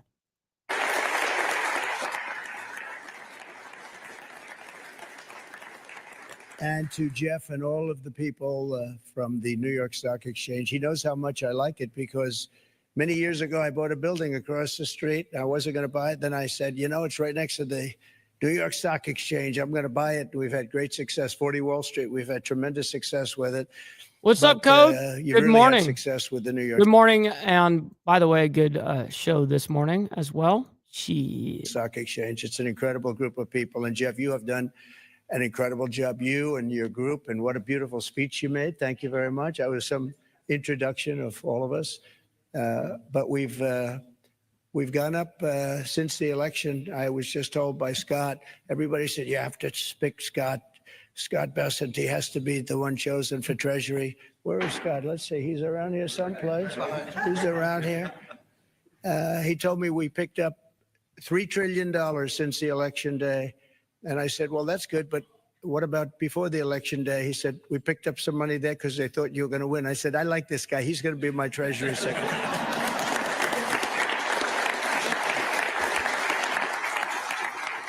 No, I don't think that's going to be allowed. No, a deal will be made. It's true. I think we're going to have a tremendous run. We have to straighten out some problems. What's up, brother VT? Always good to see you, my man. Some big problems in the world. It's when we left, we didn't have any of these problems. We didn't have Russia with Ukraine. We didn't have Israel October 7th. We didn't have the Afghanistan disaster. We didn't have inflation. We had no inflation. And we had a very strong economy. And we're going to do that again. But I think we're going to even up it because now we have experience that we didn't have. Now I know everybody. You know, when I first came in, we came down, Melania and I, a great first lady who's very popular, by the way. She rang in. She rang in the bell. I think within the first 3 to 6 months of his term, yeah, it'll be handled. But that's kind of an unpopular opinion. She rang in the bell. But we came down and we're driving down Pennsylvania Avenue, and it was so beautiful. I said, you know, I've never done this before. I didn't know anybody. Yep, that's right. You show up for me and stay for the chat. 100%, Lily. To the Oval Office, and I'm picking all these big positions, and I didn't really know the people in Washington, but boy, did I get to learn fast. And now we do, and I think we have an incredible staff behind me and others that aren't here. And we're going to do a fantastic job. We're going to create the incentive theory. What's up, Carney? Good morning, sir. Yesterday, I didn't announce it for this reason, but anybody investing $1 billion or more gets a very expedited approval process because you know the. And I would hope so, Heartbender, but I would imagine 3 to 6 months in. When people come into the country, it takes them, in many cases, 14, 15, 16 years to get the approval. We have Lee is around here someplace. He's in charge of the environment, and that's Lee Zeldin. That's right, brother Code. I appreciate that, by the way. Hit that like button, yo. It's the #1 metric of all of YouTube. Helps out the show immensely, and it's free to do so. Appreciate you guys, man. Ran an incredible race for governor in New York. Was a very, very successful guy before that. He was a great congressman, and he's a fantastic lawyer. He's in charge of environmental, and we'll try and push him as much as possible to get those permits very quickly. Like a nuclear power plant, I would say a week would be enough time. What do you think? Is that okay? We're going to get fast approvals, and it's great that we have Lee and all of the people behind. Is that what you said? 6 to 12 months? Yeah, I guess I'm going to Price is Right you, motherfucker. Absolutely, I'm going to. Oh shit! Let's put me and you, Papa. Let's put 20 on it. Ours in their own way, but it is an honor, and this is a double because usually they don't coordinate the Man of the Year or the Person of the Year with the ringing of the bell. And brilliantly, you picked them both at the same time, and you were all friends, and you said, let's do it. And it takes one trip. It doesn't take 2 trips. That's okay. We like to save. We like to be able to do it properly. But this is I saw that, brother Bob. You told me that you no longer can do that or whatever. I get you. I appreciate you nonetheless. Special group. So many friends in the audience too, John. Great job. Said I'm down. All right. Bet is made. Hell yeah. Appreciate you, Papa. See? I'm really proud of you, and you've been so nice to me. Otherwise, I wouldn't actually acknowledge you at all. But you have been. That really is. It's a terrific job you've done. But again, I want to thank you. We're going down to ring the bell now, and I could just say that the economy, I believe, is going to be very strong. We do have to solve some problems. We have wars going on that we didn't have. We have a lot of things happening that we didn't have that would have never happened They would have never happened, but now they have happened. And I want to get them solved. We have to get them solved because ultimately the power of weaponry today is the biggest threat we have, in my opinion. It's not some of the other things that you read about. It's the power of weaponry. All right. Motherfucker said he's down. He's like, hold on. Betting is going on? All right. So I have the bet that $20 says that in 3 to 6 months, Russia, Ukraine will have a deal made when Trump gets into office. Okay? 3 to 6 months, he'll have that shit handled. Papa Penguin said anywhere from 6 to 12 months. And he said, are you prices righting me? And I said, hell yeah, I'm going to prices right you. Yeah. So that's the bet. You let me know what you want to do with it. So devastating. And I rebuilt our military. I got to know every one of them, including nuclear weapons. I hated to do it. Actually, I hated to do it. But we did some nuclear weapons that are so devastating and almost makes you very sad as you get them and as they come online. It makes you very sad because you know what the purpose of them is. And you just hope to God that you never have to use them. Because if you do, the world will never be the same. So we have to be very, very smart. We have to be very sharp. We have to be very special to do a job. And I think we'll get it done. And I think we're going to get a lot of people in the room. We've seen it. We were in France where President Macron did a fantastic job with the cathedral, an absolutely fantastic job of Notre Dame. And it was beautiful. It was the opening, and I just got back, and it was something really beautiful. And a lot of world leaders there. We had about 80 world leaders, different countries, and they were all coming together. They all wanted to meet us and meet me as representative. So Pitbull, you're guessing it's going to be the 6 to 12 months then, because my money is in for, unless you're betting against Steve. You know what I mean? So you got to be guessing that it's 6 to 12 months, and I'm thinking it's within the first 6. The U.S., and there was a lot of goodwill, but we're going to get some really tremendous goodwill. I was even thinking about inviting certain people to the inauguration, and some people said, wow, that's a little risky, isn't it?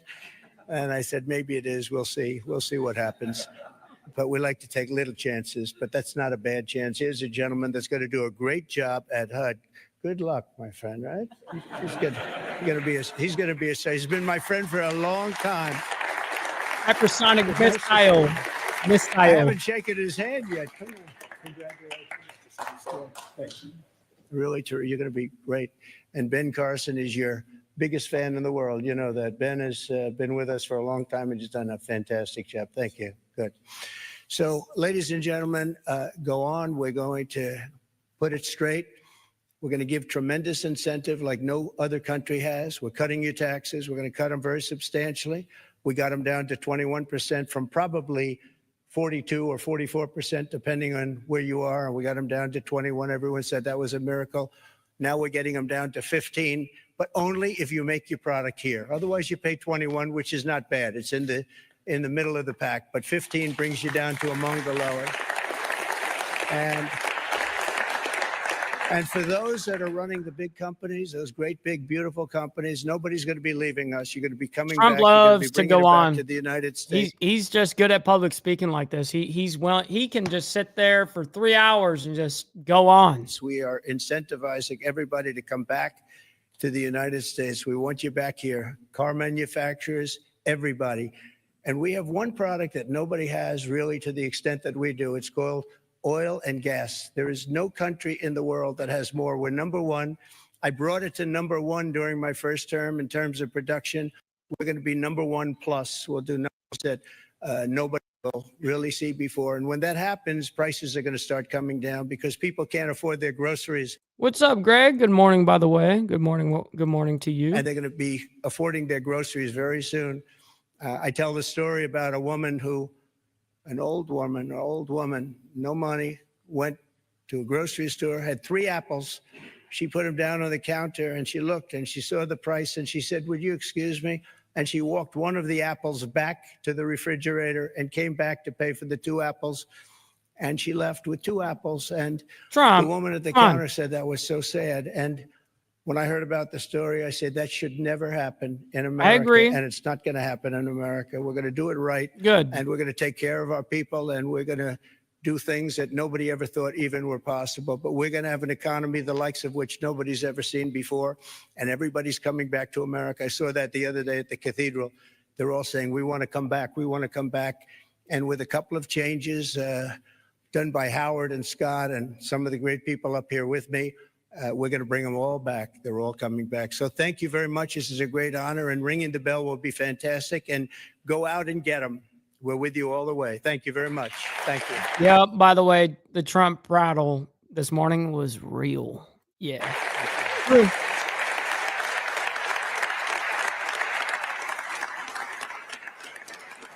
How you like them apples? All right, there you go. You have President-elect Donald Trump standing beside Vice President-elect J.D. Vance, as well as Robert F. Kennedy Jr. A lot of folks there to watch as we do see Donald Trump ring the bell to open the New York Stock Exchange. That should be happening in just about 13 minutes at 9:30 a.m. Eastern Time. We'll make sure to bring that to you right here on Live Now from Fox as it does get underway.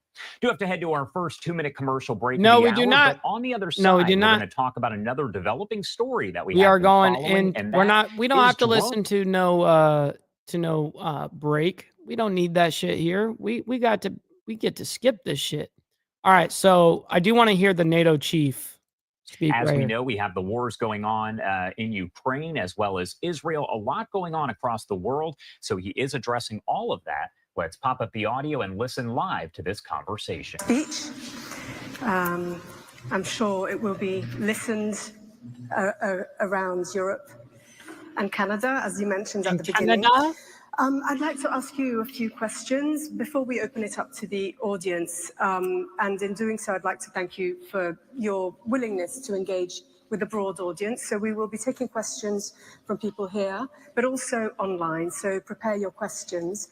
But first, I'd like to just perhaps ask you to elaborate a little more on the issues that you raised. You focused so much on defense spending and on explaining why it is important to ordinary citizens. Of course, in the community of experts and policymakers, defense spending has reached the sort of top of the agenda, the political agenda. Just today, the Financial Times was reporting of the idea that is floating around in your circles about actually raising the goal from 2% to... Shut up. Allow him to speak.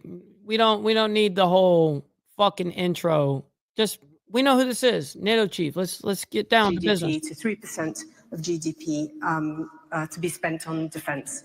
The European Union, with the new term of the new leadership has just started, has created the position of a defense commissioner, and there are plenty of ideas circulating, a new white paper on defense, in order to beef up the EU's defense capacity. But I think it's not just a question of spending more, it's also a question of spending better. Your predecessor, Jens Stoltenberg, when he left, issued a warning about the risks of duplication. So my question really is, how can European states... I love how it took this long to get to the fucking question. Damn, just ask the question, bro. So my question really is, how can European states organize themselves politically to overcome those obstacles that you yourself mentioned in your speech, and make sure that it's not just about spending more, it's also about spending better coordination, better joint procurement. Yeah, you guys fucking suck at the way you spend. Yeah, 100%. I say we defund all of it. Defund the UN, defund NATO, defund fucking all of it. EU, get rid of all of it. Sharing, better, make sure that what Europeans can do on defense is more than the sum of its parts. What are your ideas to change the obstacles that we've seen so far? That's a very good question, a quite crucial question. And I saw that piece in the FT today, and this 3% being mentioned. And I decided we fund the world. To mention a new... We fund the world not only in good, but in bad cases as well. Whether it's terrorist organizations or whatever the fuck, we're not too good for no handshake or no deal. We'll make any deal if it's good for us. Absolutely. Figure. We will need more time. They think it's good for us. Consult amongst allies what exactly the new level... You fund all of it. But it is considerably more than 2%. But let me be very frank. If you would only spend more and not spend better, you have to go to at least 4%. Okay. And you can lower the 4% by doing two things. One is innovation, making sure that you get the most innovative technologies as part of your defense industrial base and therefore in your defense organizations. And secondly, by buying together. So joint procurement.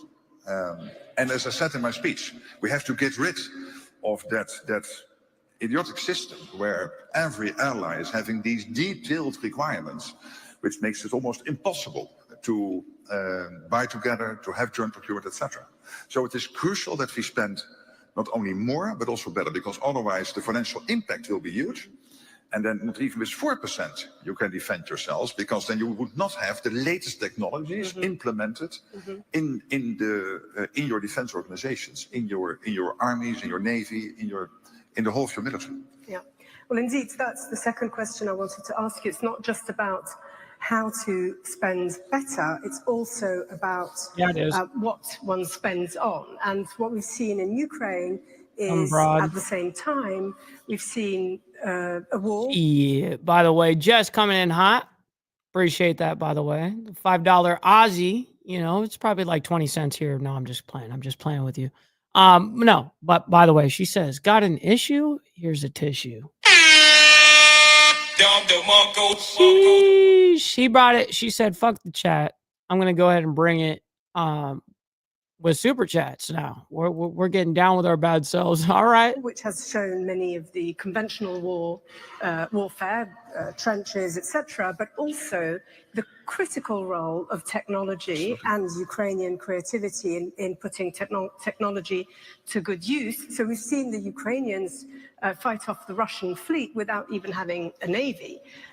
So how do we? And you yourself in your speech, you mentioned the the hybrid challenges and threats that we are receiving. The MI6 has issued warnings about Russian intelligence going rogue. There are constantly items of news just showing that the threat is also hybrid, is cyber. So there's a wide gamut of technological innovation and equipment that we need to prepare ourselves with. So how do we do this? Again, I mean, you know, it's about working together, but can you just elaborate a little bit? So when you talk about Ukraine, I mean, this is evidence that you need both.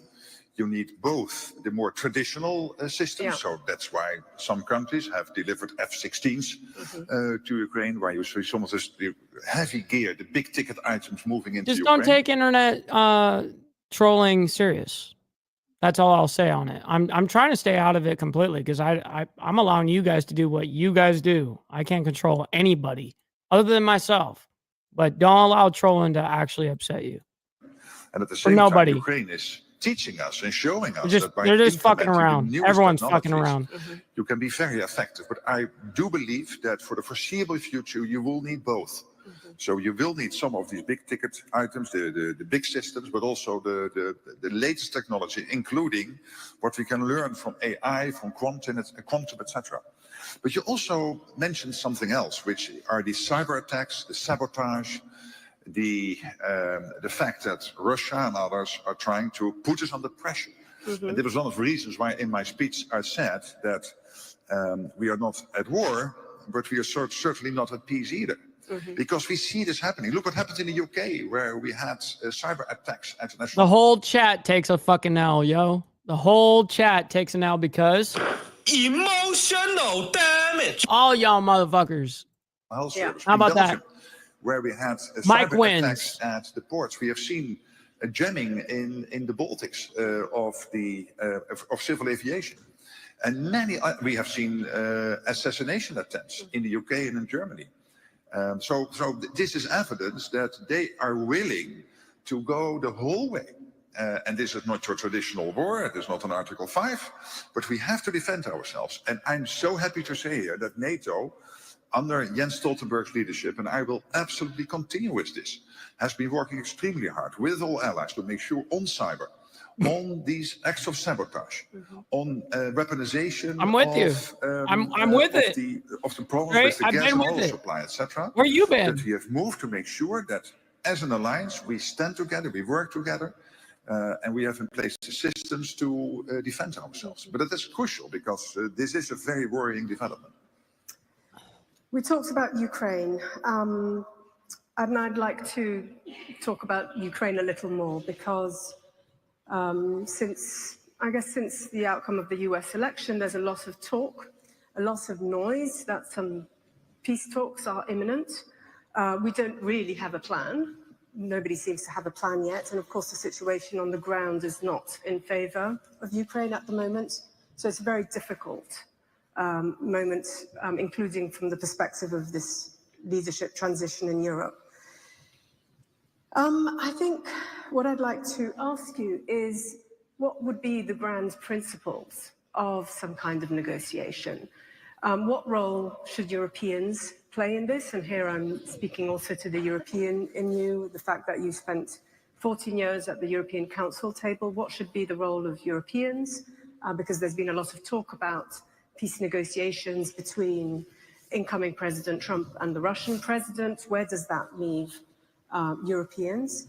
But also listening to how the Ukrainian president Zelensky has been addressing this difficult moment.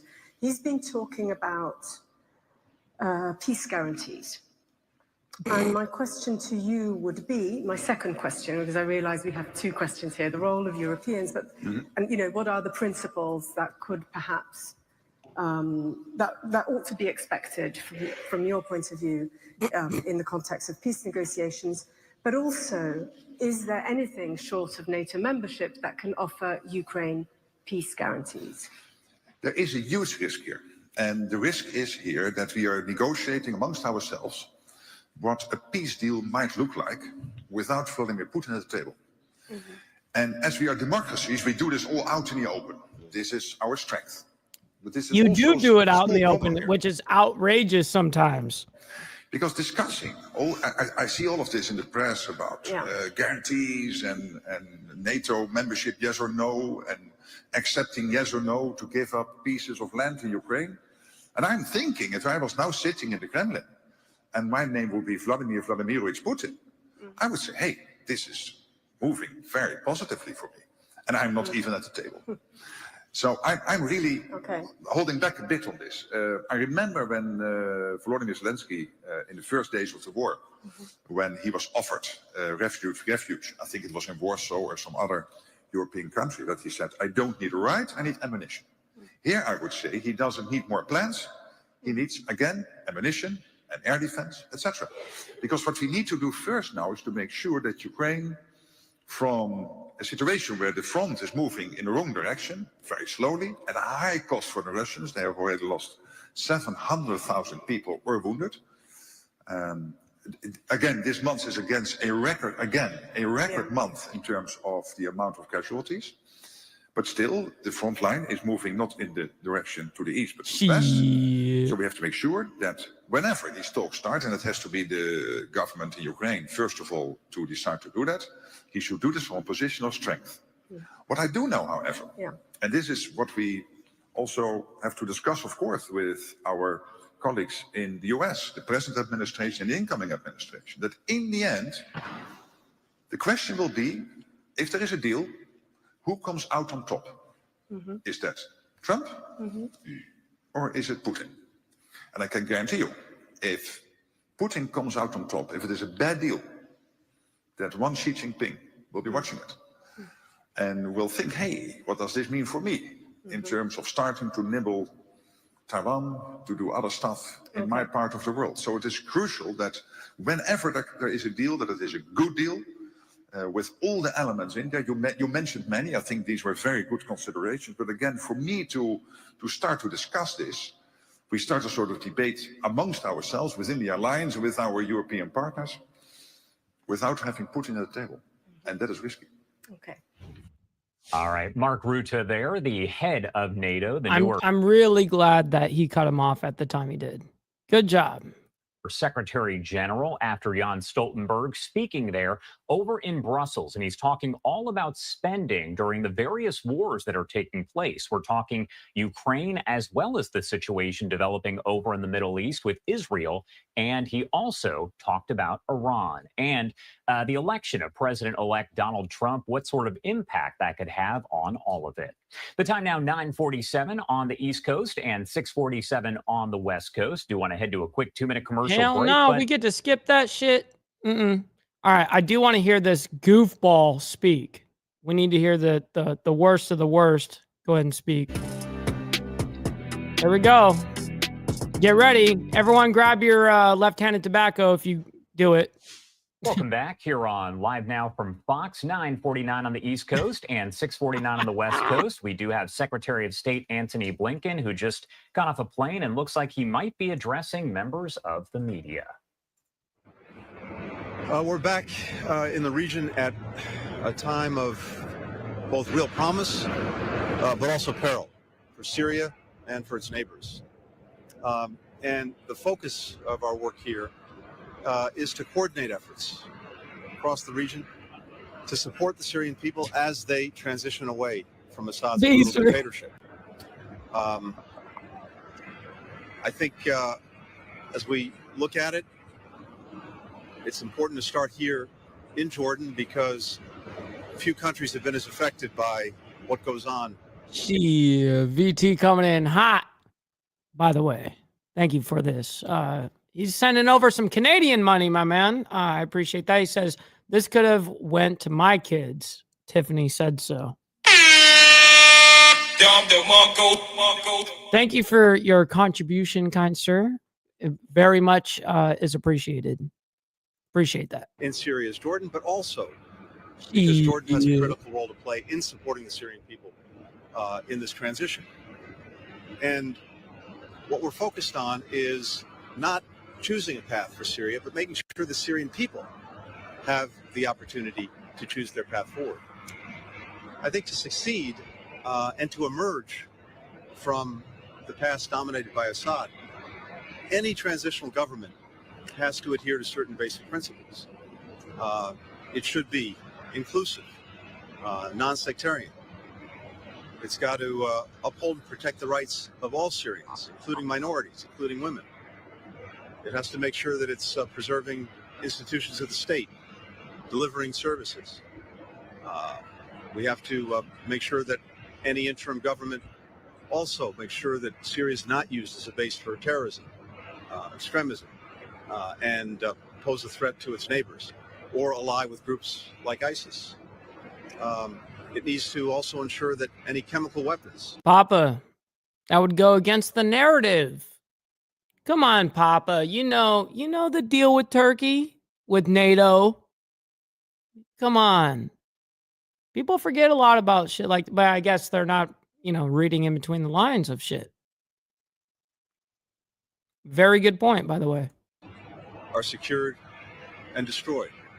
These are some of the principles that are really critical to success, critical to laying a foundation for the Syrian people to have a government that can meet its needs and fulfill its aspirations. Also critical to unlocking international recognition, international support that Syria very much needs after decades of dictatorship, conflict, corruption, isolation. I've had many calls over the last days with partners in the region, and everyone's agreed on the need to have a unified approach. This guy's a scumbag. Many of our shared interests. And so here on the ground in the region, we're working to build up and build out that unified approach. That was the basis of my conversation with King Abdullah and Foreign Minister Safadi today here in Jordan. I'll continue those conversations with President Erdogan and Foreign Minister Fidan in Turkey as we head there going forward. We're also going to be very focused on preventing any actor inside or outside the country from putting their narrow... Hardwire me and you both, man. Good fucking riddance. Here's the fucking door. Don't let it hit you on your way out. For real. Get the fuck out of here, dude. Interests ahead Guys are of the interests of the scumbags. Syrian people, especially in this delicate moment. And that includes, of course, ISIS. which no doubt will seek to regroup. And I think as we've demonstrated, the United States is determined to prevent that from happening. Shit. We got my man over here. Shit. Brother Lee Lance, he sent in some heat. He says on the Cash App, he says, for that dick sucking bitch Jess. Jesus Christ. You guys are fucking crazy, yo. Oh shit! Oh shit! Bro. You guys gotta relax. I also want to make Jesus sure Christ. that we're doing everything All possible y'all. to support those people, those organizations that are working to find the thousands of disappeared people, children, women and men, during the Assad regime. That includes, of course, the American journalist Austin Tice. We're determined to find him and bring him home to his family and loved ones. This is, I think, as I said at the outset, a moment of tremendous potential opportunity. Because for the first time in decades, Syria has an opportunity to have a government that is not dominated by a dictator like Assad, that's not dominated by one religion or one ethnic group, that's not dominated by an outside power, that's not dominated by ISIS, but that in fact is run by and answers to the Syrian people. And we're determined to do everything we can, working in close coordination with partners to help the Syrian people realize that aspiration. With that, happy to take some questions. Mr. Secretary, could you expand a little bit on the conversations you had here in Aqaba? You're shopping these principles around the neighborhood. Did you obtain any kind of assurances from the Jordanians that they're on board? And then I was wondering if you could just kind of speak to the mechanics potentially of a transfer of an American, the gentleman who was found recently, and then potentially Austin Tice. Dr. Carson's is in Beirut. Maybe you could just talk a little bit about it. Yeah, so as I said, what I've taken from the conversations that I've had before coming here on the phone with virtually all of my counterparts is a strong desire to get together and get behind a unified approach to Syria, and in particular, what all of us would be looking for from any interim government that emerges, and ultimately a government of Syria. But these are principles that would be designed to reflect the needs, the aspirations, the will of the Syrian people, not to dictate what they should do, but to make sure that they have the opportunity to follow their own path. And that's what I'm hearing throughout the region. This guy needs to wrap it up. Now detailed conversations about what that could look like. And, you know, I would anticipate that. I mean, I'm glad he's actually speaking. I believe if a man's willing to speak, allow him to speak. More information, the better. But man, this guy's just annoying as fuck.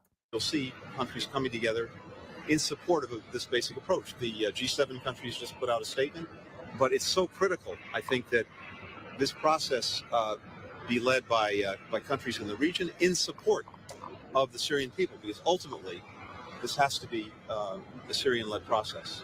Do you know what that could look like, though?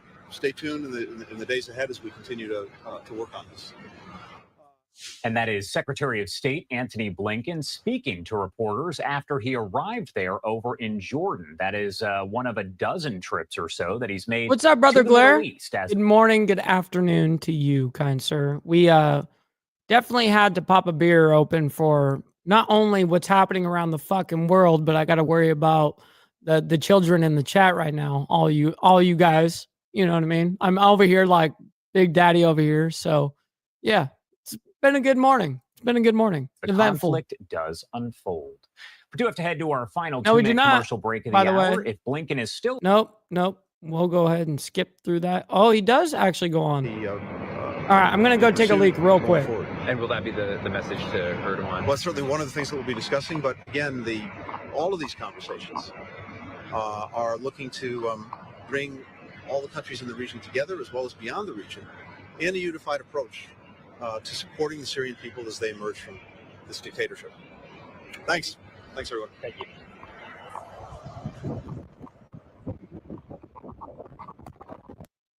All right, that was Secretary of State Antony Blinken speaking to the media after he did land over in Jordan. Not sure if there will be a full press conference later today. If there is, we'll make sure to bring that to you right here on Live Now from Fox. I do want to take you out to a live image we do have coming in from our Fox 26 Houston team. You can see the wreckage there of a small plane that crashed over in Victoria, Texas. This was yesterday afternoon. We know that the small plane split into two after crashing along this busy Texas roadway. There were vehicles that were damaged there, and there was also debris, as you can still see, scattered all over the area as an investigation is being conducted. All of this happening over in Victoria around 3 p.m. local time yesterday. But again, the wreckage is still there on your screen. Now, the Federal Aviation Administration confirming to Fox News Digital that the twin-engine Piper PA-31 was carrying just the pilot at the time of the crash. Police say the aircraft crashed at the busy intersection and actually struck 3 vehicles there. Officials did not say how many people were involved in the crash, and their injury status not known. That is according to police. As we do get additional details on this, as always, we'll make sure to pass them along to you right here on Live Now from Fox. I want to get to another big story that we have been covering over the last week or so here, as a lot of information does continue to develop. This is some of the video as mysterious drones have been reported flying over parts of New Jersey. All of this is totally interesting. A little bit off topic, of course, you know, from what we're talking about in the Middle East and Russia and Ukraine and Syria and all that, okay? But this is kind of interesting. The headline says, New Jersey officials demand answers on drone sightings.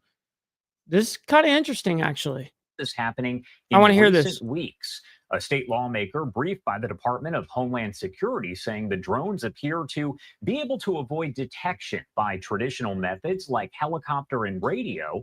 Assemblywoman Dawn Fantasia posting on X. Yeah, what's up, by the way, John Burt? What's up? Everyone's caught in the crystal right now, homie. You know, just the way it is. 100%. That the drones are up to 6 feet in This is diameter so funny. and sometimes travel with their lights off. The Morris County, New Jersey Republican was among several state and local lawmakers who met with state police and Homeland Security officials to talk about the sightings. While federal officials have said they are investigating, they say there does not appear to be any danger to the public, but cannot explain what those are. I do want to talk more about some of those sightings that have been reported here. So let's head over to Morris County, New Jersey. That is where we have Mike Fondiller joining us live. Mike, thank you so much for taking the time to join us and share your experience and your sightings there. Thank you for having me. So first off, can you explain to me what you and your stepdaughter saw? And I do want to show some of the video that you all shot here as you describe what you were seeing. So we've seen them in a couple of different locations. The 2 videos that I've sent to you, one was in Randolph, New Jersey. Had 2 drones. They were more of the, they kind of almost looked like the hobbyist style, except on a much bigger scale. That's flying crazy. very slow, headed over towards the county college. My daughter, on the other hand, she was in Lake Opakon, and with my wife, saw a number of them over the lake. They're moving very slow. They're very big, way bigger than any kind of hobbyist would have. They are much lower. Hey, you're very right about that, Papa. 100% accurate. Notice they aren't sending any of those drones down to redneck land. You know, I'm waiting over in Alabama. We haven't seen shit. Yeah, but you're 100% right, dude. That's so funny. And they travel at a speed that basically a small aircraft wouldn't be able to achieve. Any idea what they could be? It sounds like folks have been seeing these for weeks and just really don't know. It's really hard to say. Looking at them, I would assume that they have to be some sort of a military base. Just looking at the tech that's on them, no way a standard person or hobbyist would be able to afford these things. It's just very hard to tell because they're going out at night. They're going in dark areas. They do have their lights on, so you know that they're there. But anytime any kind of big airplane comes near them, they go dark, and it becomes a very big hazard. You don't know where they've disappeared to, and they could crash into something. Tell me about when you first saw them overall. Did you know what was going on? And as you continue to see them, are you concerned in any way? Because federal officials have said that there's no danger to the public, but they're also not releasing what they even think they are. So first seeing them, of course, I thought it was almost a big joke, online. And then I turned my head and you see that they're out there. They're flying very, very low and very well in eyesight of the public. It's very upsetting. The government isn't telling us anything. They're saying that these things aren't a danger to us, but how can you know if we don't know where they are, where they're coming from, and who's sending them? What do you want to see happen? I imagine that you want the government to come out and provide more details, but what exactly do you want to see happen here? So, Anson, I understand that theory, but what do you think it actually was? That's the whole point. Like, okay, sure. What's the excuse for this? You know what I mean? What do you think it is? Out of curiosity. We need to get them at least one down and see exactly where this is coming from. I've heard reports of people saying that they're from Amazon, from Walmart, but I'm sure if it was a big corporation like that, by now It's going down and says, they yeah, wouldn't want the backlash boom, boom, boom. of sending these things out without telling the public. The fact that they keep telling us these things aren't a danger, but we don't know what they are, isn't answering any questions to us. We need to get one down, see where it's coming from, and see who's responsible for them. Are you surprised at the national attention this is getting? Because it's not just in New Jersey, it's not just that general part of the country, but you actually have people all over the country who are sharing these videos and trying to figure out exactly what this could be. I mean, everybody has the right to be upset about this. Our airspace is being invaded. And until we know it's us or if it's another government. Yo, Hank, I got a question for you since you're from Death Valley. Without me having to look it up. What's the population in Death Valley? I mean, I've been there quite a few times. I've actually done like motorcycle runs through Death Valley. Shit sucks, man. Like the heat, like during the summer, because I went through July and August as well. Yeah, that shit was so fucking hot, dude. Oh my God. How do you survive in that shit? Like you have to have AC nonstop, dude. Crazy. We need to know the answer and we need to know it now. Respect to you, Hank. A nightly report that we hear from our governor, our mayors saying that these things aren't a big deal, that we're going to be safe. They're following our What's up, Mono Noggin? They're going over Picatinny, which is a giant military base here in New Jersey. If I had a personal drone and I sent something out like that, I know the FBI would be knocking on my door the next morning. All right, Mike, thank you so much for joining us to share your experience and really your family's experience. I also wanted to ask, are folks in your community sharing information with you as well? As you mentioned, these sightings have been happening for a while. So what are you kind of hearing from maybe your neighbors and community members?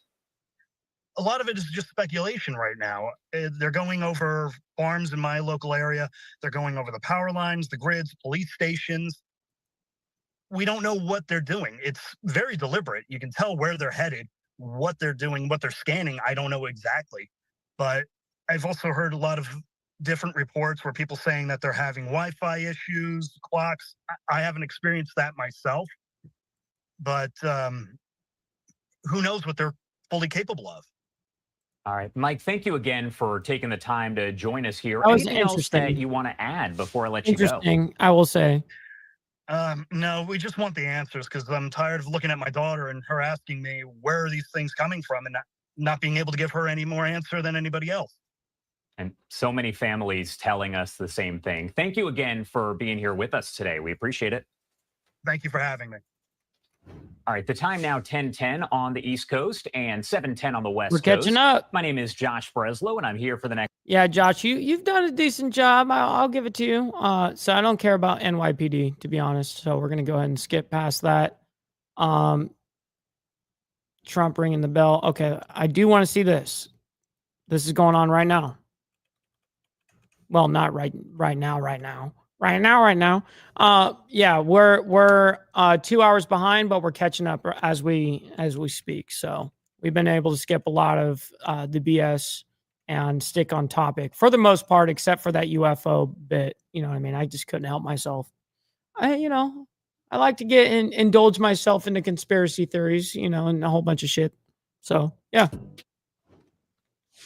Welcome back here on Live Now from Fox, and you are taking a look at some of the video just coming in out of Damascus here, provided by Fox News, as an American who turned up in Syria today says he was detained after crossing into the country by foot on a Christian pilgrimage 7 months ago. Travis Timmerman appears to have been among thousands of people released from the country's prisons after rebels reached Damascus over the weekend, overthrowing President Bashar Assad and ending his family's 54-year rule. As video emerged online of Timmerman on Thursday, he was initially mistaken by some for Austin Tice, I told y'all to relax. Who went missing in Syria 12 years ago. And by the way, appreciate you, brother Steve. Be safe out there. Always, hey man, I was gonna talk to you. I'm just reminding myself I got to DM you. So anyways, much love, bro. Be safe out there. We'll talk in a bit. So I want to discuss the developing news right here. So let's bring in Bill Raggio, a senior fellow at the Foundation for Defense of Democracies. Thank you so much for taking the time, as always, to be here with us. Always a pleasure, Josh. Thank you very much. And Bill, I do want to ask you, because again, all of this is developing at this hour, but it sounds as though dozens, maybe hundreds of people have been released there, including at least one American. So how significant is that overall to see these people freed after, honestly, it's unclear how long they were there? Yes, it is interesting, and it's very significant that this American was released. There's thousands, tens of thousands of prisoners that were held under the brutal Assad regime. Many were tortured and beaten. It is, I wasn't even aware of the American who was captured, that he was in custody. Yeah, it's totally absurd that anybody would cheer for that fucking dude. And by the way, don't get it twisted.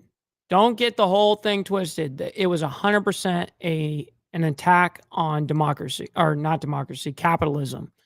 If you even go back on the dude's tweets and shit that they found, the guy's a total fucking commie. I mean, we'll be nice about it and say socialist, but you know what I mean? Totally a commie. It was a total attack on capitalism, 100%. So you have to wonder how many other Westerners may have been caught up in Assad's campaign to just detain anyone who worries them. Now, Austin Tice, that's interesting. There has been no proof of life from him. So it's really difficult to assess whether we're going to be able to find him. He's been missing since 2000, and I believe it was 2011 or 2012. And it's tough to imagine that he still might be alive. One thing that's interesting is over the last week, as we saw the fall of Syria's president, we heard a lot about Austin Tice. So for folks who maybe aren't familiar with who he is, can you kind of break that down for the people watching right now? Yes, he's a former Marine officer, and he's served as a reporter in Syria. He's one of the first to report from Syria on the rebel groups. When he disappeared, no rebel organization, and many of these are jihadist organizations, claimed credit for him. I would have expected if one of those groups took him captive, particularly a jihadist group, they would have touted this. If he was captured, for instance, by the Islamic State, they would have plastered him all over their media. Yes, that is, I understand the mindset of why that happened. You know what I mean? I understand a personal beef within it. Totally, too. Yeah. And as we remember, they were executing Western captives at that time. So he's thought to be held by the Assad regime, but we haven't seen any evidence of his capture. It's unknown if he's still alive. The U.S. has pressed the Assad regime in the past to to release him, and the Syrian government. They said that they were unaware of his whereabouts. So look at that decimation. It's a cautionary tale. Could you imagine living like that? Go into a combat zone. I mean, Respect to people that live that way, man. I mean, that's crazy hardcore. Protected. These are very, very dangerous places. I've been to And I've been in the favelas in like Brazil and shit. That shit is hardcore as well. But that shit is core right there too. Iraq Man. and That's Afghanistan crazy. as a reporter, but I made sure I would embed with U.S. forces. As it has been almost a week since the downfall of Syria's president, I want to ask you kind of a broad overall question. What do we expect at this point is the future for Syria? Do we have any idea at this point? Again, we are just a week out from the fall of the president, and his family did have a more than 50-year rule. So what can you tell me about that? Yeah, it's very difficult to assess what's going to happen in the future. I mean, very few people, I'm not aware of anyone who would have predicted Assad's rapid collapse. So there's very little information out there as far as, how this may play out. I can, in my estimation, you're probably going to see, at least in the short term, perhaps to the midterm, a balkanized Syria with the Hayat Tahrir al-Sham, the former al-Qaeda branch that still has ties to al-Qaeda and jihadist groups. They're going to consolidate their control along that M5 highway with the major cities that runs from Aleppo to Damascus. That shit would looks be their miserable. effort. The Syrian National Look Army, at that. which is backed by Turkey, is Damn. going to try to consolidate positions up in the north.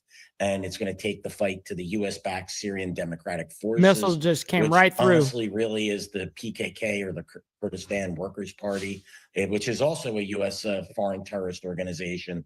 So the Syrian National Army is going against the Syrian Democratic Forces because they're backed by Turkey, and the Turks don't like the Kurds. The PKK is responsible for tens of thousands of casualties in Turkey in the past. So I think you're going to see, what's one possibility here, Josh, is that Hayat Tahrir al-Sham. I'm sorry, Straight Jacket. You're right. Missiles. Yeah, that was a big missile entrance point right there.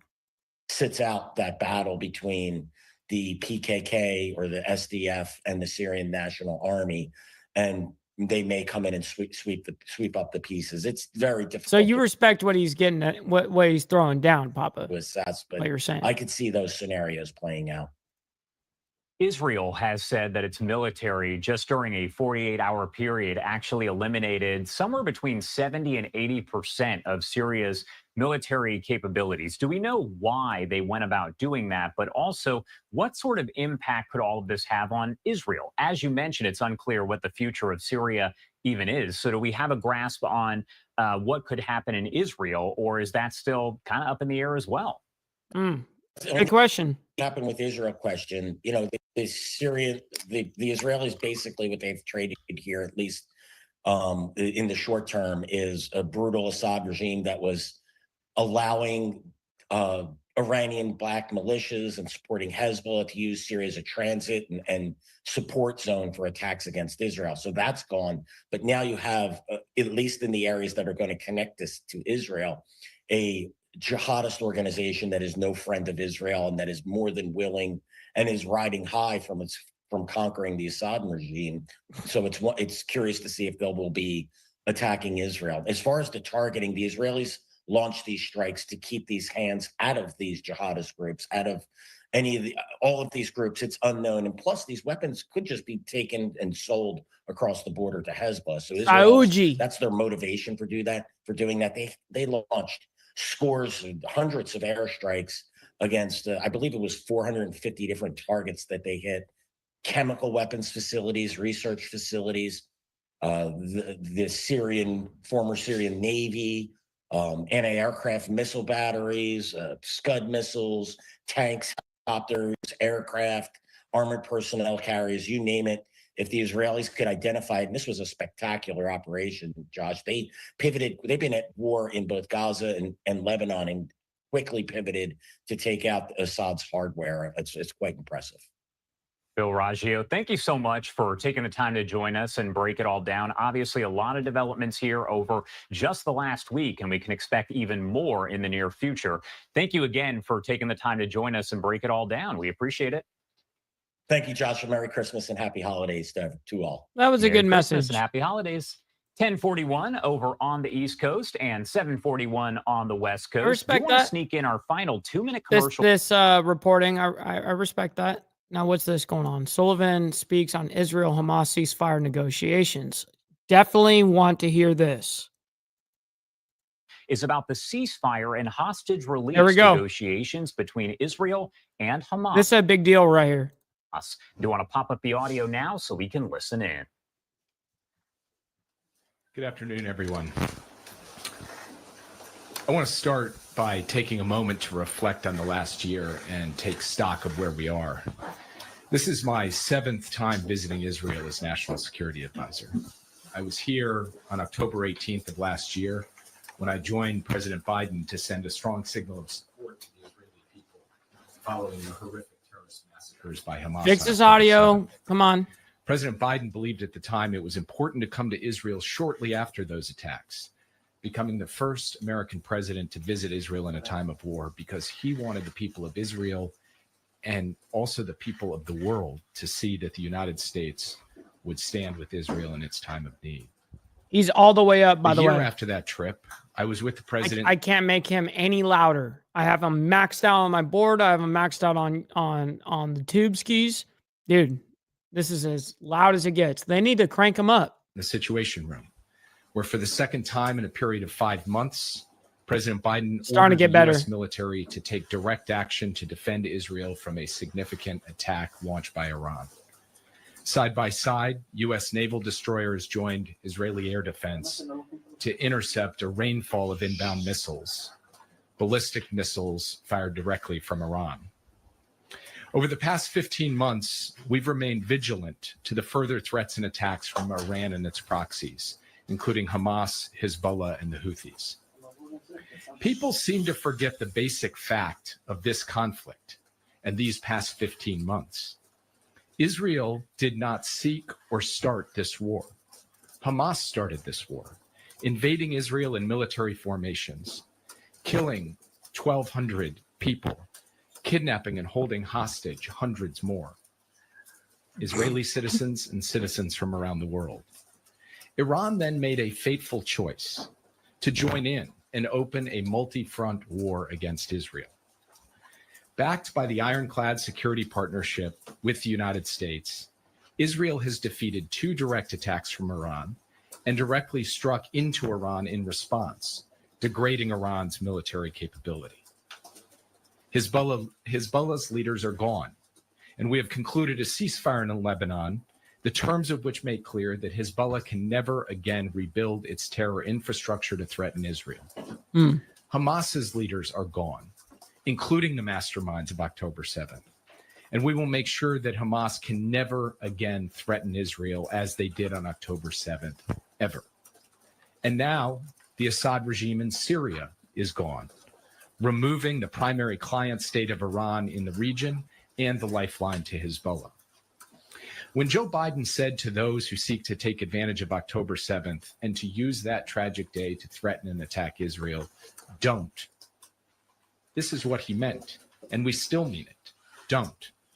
The balance of power in the Middle East has changed significantly, and not in the way that Sinwar or Nasrallah or Iran had planned. We are now faced with a dramatically reshaped Middle East in which Israel is stronger, Iran is weaker, its proxies decimated, and a ceasefire that is new and will be lasting in Lebanon that ensures Israel's security over the long term. The purpose of my visit today has been to continue to build on this progress, to ensure that that ceasefire sticks and is fully enforced, to capitalize on the opportunity of the fall of Assad for a better future for the people of Syria, while vigilantly managing the risks that come with the change in Syria, including the possibility and the risk that terrorist groups like ISIS are able to take advantage and create new threats against the United States, Israel, and other countries in the region and around the world. To continue pressure on Iran while remaining vigilant against the continuing threat from Iran, including the threat from its nuclear program. And President Biden remains committed to the simple proposition that the United States of America will never permit Iran to acquire a nuclear weapon. No way. Oh my God. Beezer, You guys make this fucking crazy. All right. So Beezer says for a gold super, by the way, 10 American US dollars. Hey, I'm patriotic. I love American money first. For Jello wrestling, for hold on. For Jess, or Jello. You actually mean that for real. Yeah. Okay. All right. You got to get the Jello. No, that's a lot of Jello, homie. $10 doesn't cover all the Jello. But anyways, Jello wrestling pool for the ladies.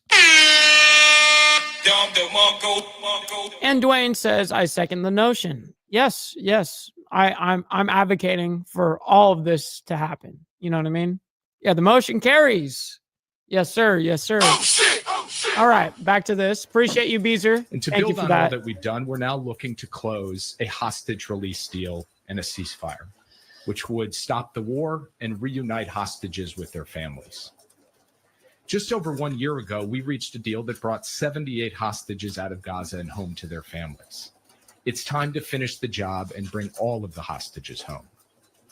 Before departing Washington, I once again met with the families of the American hostages still held in Gaza.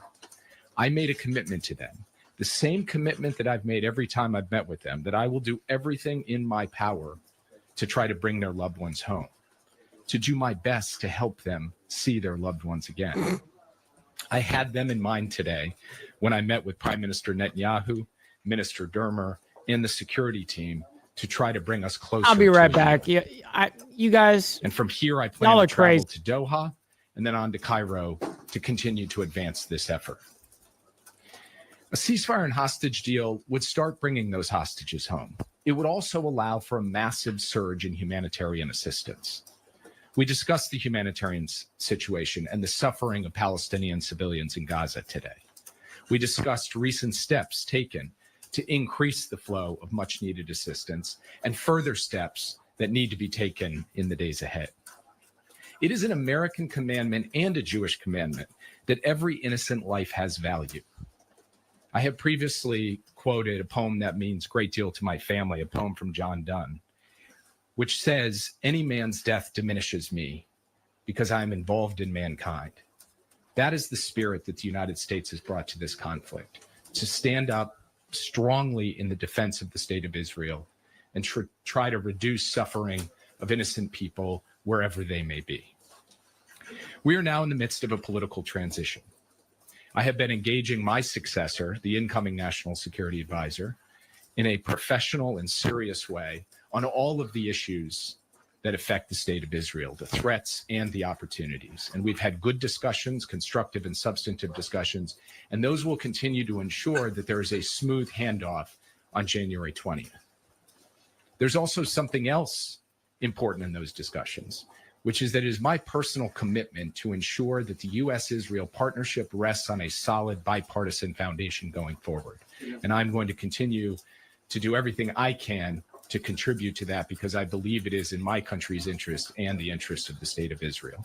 So thank you for bearing with me as I set the context for my visit today, report on some of the things we discussed and the current events, and I will be happy to take your questions. Yeah. Michelle Kellerman with Michelle. Do you get the sense that, sorry, do you get All right, the I'm sense back. that Netanyahu is waiting for Trump to reach a hostage deal? And if so, do you think the hostages can survive that? I believe that every day brings increasing risk, which is why there's such urgency to try to get this deal. Obviously, we've seen the tragic death of hostages since the massacres of October 7th and over the course of the past 15 months conflict. So as soon as we can close this deal, we should close this deal in the interests of bringing those hostages home. The answer to your first question is no, I do not get that sense. I got the sense today from the Prime Minister. He's ready to do a deal. And when I go to Doha and Cairo, my goal will be to put us in a position to be able to close this deal this month, not later. Now, we've been close before and haven't gotten there, so I can't make any promises or predictions to you. But I wouldn't be here today if I thought this thing was just waiting till after January 20th. I am here today because I believe every day matters, and we are going to use every day we have to try to close the deal as soon as we possibly can. Yeah. Thanks, Jake. Jake, what new concessions have Israel and Hamas made or indicated that they are prepared to make? We've seen in particular reports that Hamas is willing to allow Israeli troops to remain along Netzarim and Philadelphia for longer than previously. Can you confirm that Hamas has provided a list of hostages who they would release? And then just on Syria as well, if you could comment, the Israeli military has conducted nearly 500 strikes in recent days on Syrian military assets. Not only chemical weapons depots, but also missiles, helicopters, things that presumably a new Syrian army would need in the future to maintain stability inside of Syria. Are you at all concerned about the impact of those Israeli strikes, and did the Prime Minister provide you with any assurances about how long these strikes will continue for, if indeed they will? So on your first question, I'm sorry to disappoint you, but I can't negotiate in public on the terms of the hostage deal. I'll leave the details where they belong, which is behind closed doors among the parties and the mediators. And as soon as we come to something that is an agreed document to bring forward, we will bring it forward, and you fair. can see all of its That's terms. fair. With respect to Syria, what Israel is doing is trying to identify potential threats, both conventional and weapons of mass destruction, that could threaten Israel and frankly threaten others as well, and neutralize those threats. That is part of its effort to protect the country in the midst of a very fluid situation. We are in deep consultations with the Israeli government about where this goes from here, what that will look like in the days and weeks ahead. I'm going to leave it at that for now, but the efforts taken to date really have been focused on the types of capabilities that could represent a genuine threat to the state of Israel. Yeah. Hi, thank you so much. Owen Alterman from I-24 News. Two questions that are related. First of all, we've seen reports in the last few days of American-backed Kurdish troops that have been shooting at and been shot by Turkish-backed troops in northeastern Syria. What are the red lines of Turkish involvement in that part of the country from the perspective of the administration? And the second question, there's concern in Israel that Turkish activity in Syria could ultimately, in the medium term, Turkey is a fucking threat. I'm glad that someone is talking and asking the question. be hostile to us and be hostile activities, up to Right. including on our border. Thank What kind you. of assurances can you give the Israeli public that that scenario won't materialize? So first, our commitment to our partnership with the Syrian Kurds, especially the Syrian Democratic Forces, is deep and resolute. And that commitment exists because we are in a partnership with them to fight ISIS. And they have been very capable counterterrorism partners, not just in suppressing the threat from ISIS, but also in holding ISIS terrorists in large numbers in detention facilities in eastern Syria. And we want to make sure that that ongoing work is not disturbed. Second, our own commitment to the continued work to defeat ISIS has just been renewed in a quite vigorous way over the weekend with a series of strikes on ISIS personnel and facilities in the central Syrian desert. Dozens and dozens of targets that we hit with real intense American capability, B-52s. And what we are saying with that strike is we are going to continue to hit any ISIS threat where we find it, and we're going to work with our partners to do so. I have learned maybe both the easy way and the hard way not to speak about red lines in this part of the world publicly. So I do not intend to do so from this podium, but I do want to just make the point that we are engaged both in consultations with our Kurdish partners. I can't handle y'all this morning. In fact, General Kurilla was just recently very deeply in conversation with our Kurdish partners, and we are in conversations with Turkey as well about our expectations and about what we see as the best way forward. I think those conversations are serious, they're intense, they're ongoing. They have already produced some results, including this de-escalation around Manbij that both Turkey and the Kurds have kind of informally signed up to. All of that is tenuous, it is fragile, it is something that is going to require ongoing work and cultivation, and it is something that we will be very vigilant to as a top priority going forward. But beyond that, I cannot comment further What about today. reassurances to the Israeli public about Turkish activity in Syria that won't be hostile to us? So we look at the situation in Syria as having a range of different risks presented, including the potential for fracture in that state, as well as power vacuums that can give rise to terrorist groups that can threaten beyond borders, as well as the potential for Damn, groups come on, relax to be with in the charge mic, in Damascus who bear hostile intent to outside forces, including to neighbors like Israel. All of those are possibilities. All of those are risks that President Biden has spoken to publicly, and that Hey, I appreciate that, by the way, Jack. Yeah, that's right. We stopping the show. We're just going to stop the whole ass show. Make sure you guys hit that like button. It's the #1 metric of all of YouTube, and it's free to do so, by the way. I very much appreciate all of you guys for being here. With partners on privately, including dealing with the Turks, who do have some measure of influence here, and where we have set out our views and expectations. But again, given the nature of the situation, given the sensitivity, given the urgency, it's important, I think, for us to be able to carry out those conversations behind closed doors. As we make progress in them, we will share with you the results. Yeah. This is brutal. I know you're not going to negotiate in public here, but there does seem to be more flexibility from both Israel and Hamas right now. What do you attribute that to? Is it the killing of Sinwar? Is it the weakening of Hezbollah? Is it President-elect Trump injecting urgency into this?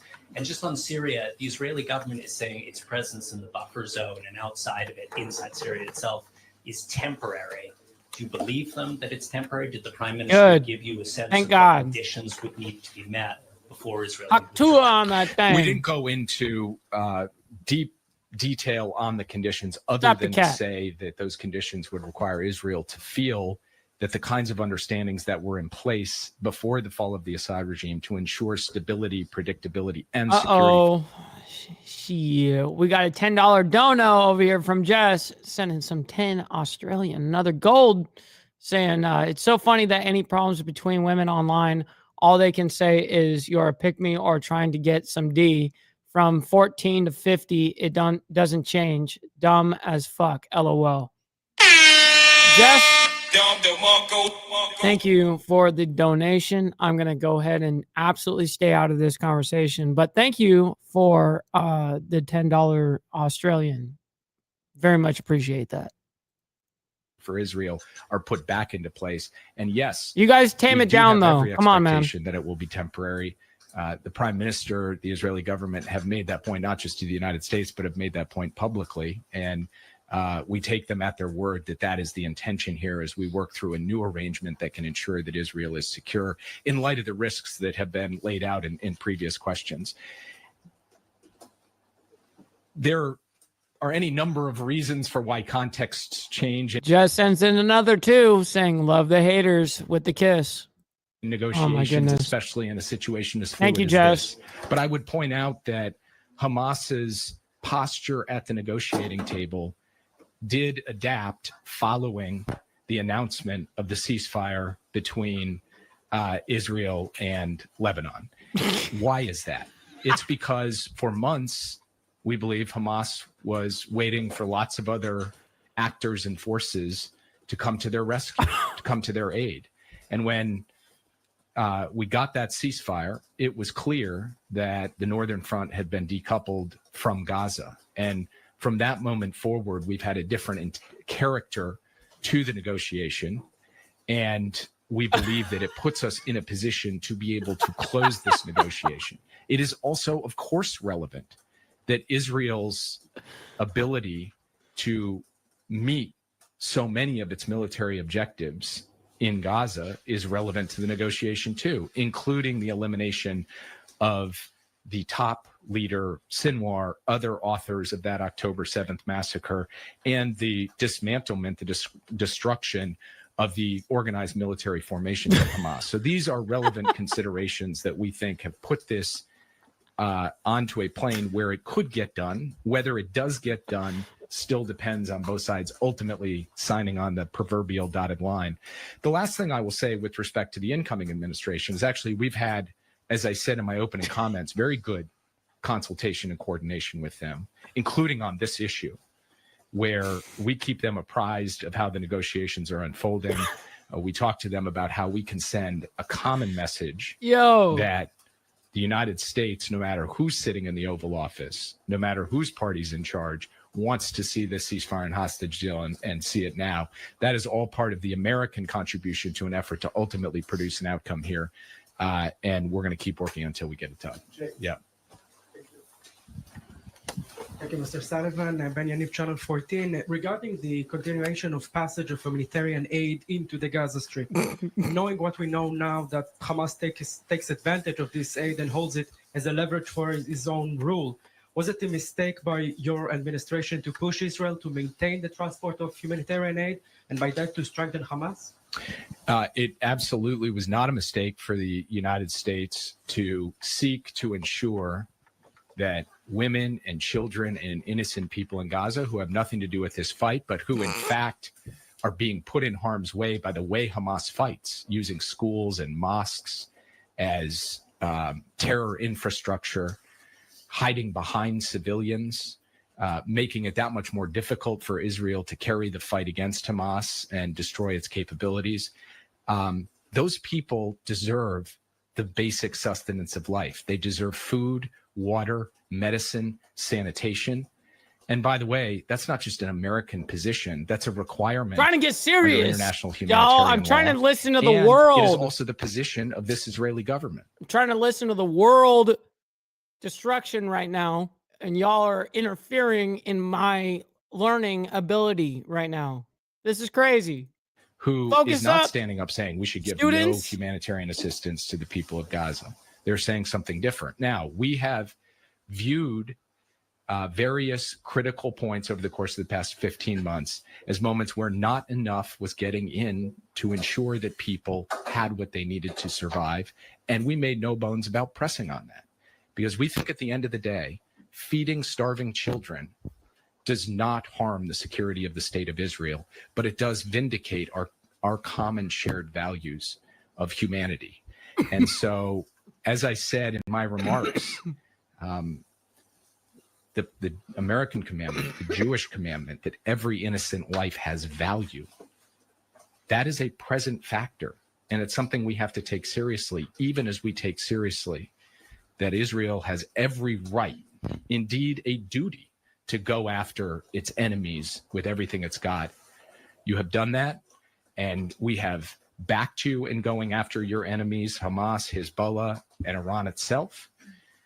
We have helped defend you against attacks, including from Iran itself. And we have also stood up to say, let's make sure that Israel is not responsible for the third famine of the 21st century. We think that that is the right way to pursue a principled and just and strong, robust policy. And we will continue to do that as long as we're in office. Yeah. You also asked Jewish Insider, do you have any update on the 3 Americans who are still believed to be alive? I only can tell you that we have received the tragic news about the passing of God and Judy and Itai and Omer all on October 7th. And of course, the god-awful killing of Hirsch during the course of this conflict. We believe the other 3 Americans are alive. We don't have a proof of life from such a short time ago that I can tell you that for certain, but we believe that they are. And of course, we saw the video of Idan Alexander. So we are operating on the proposition that there are 7 Americans being held in Gaza currently, 3 of them alive, 4 of them deceased, and we want to bring all 7 of them home. Yeah.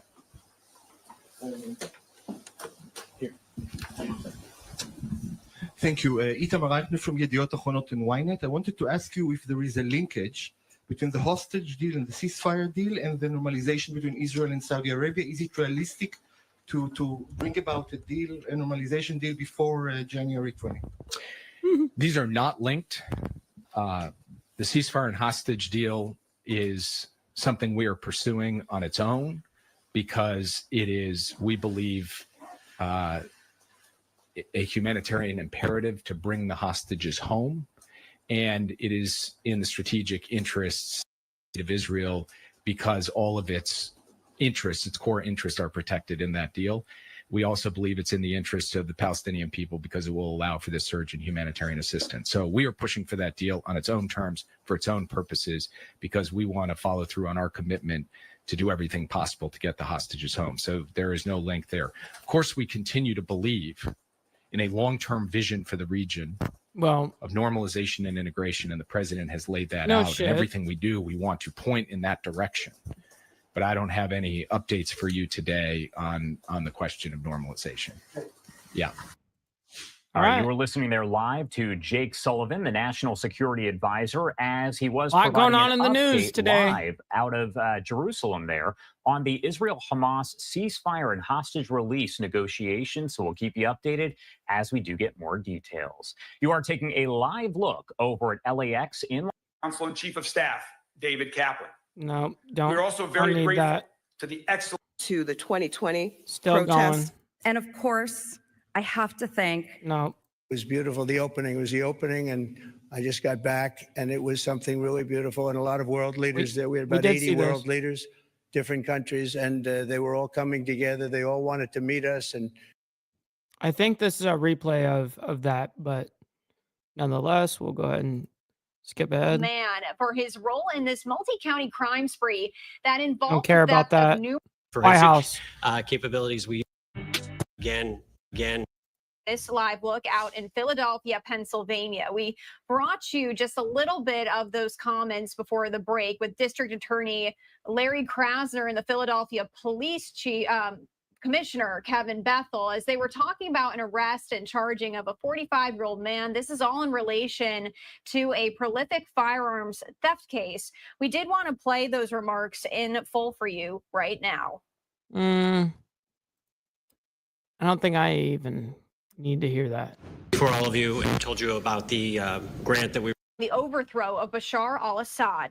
I did want to play out some of those remarks from Blinken from a bit earlier today. And again, we will pivot if we. Yeah, they're caught up. Okay. All right. We're caught up for the the end, the wrap up of this stream. Listen, much love, honor, respect to all of you. The one thing I will say is chat takes the L today. Mike Ball takes the W. Very rare. And I defeated it and I won by not saying shit.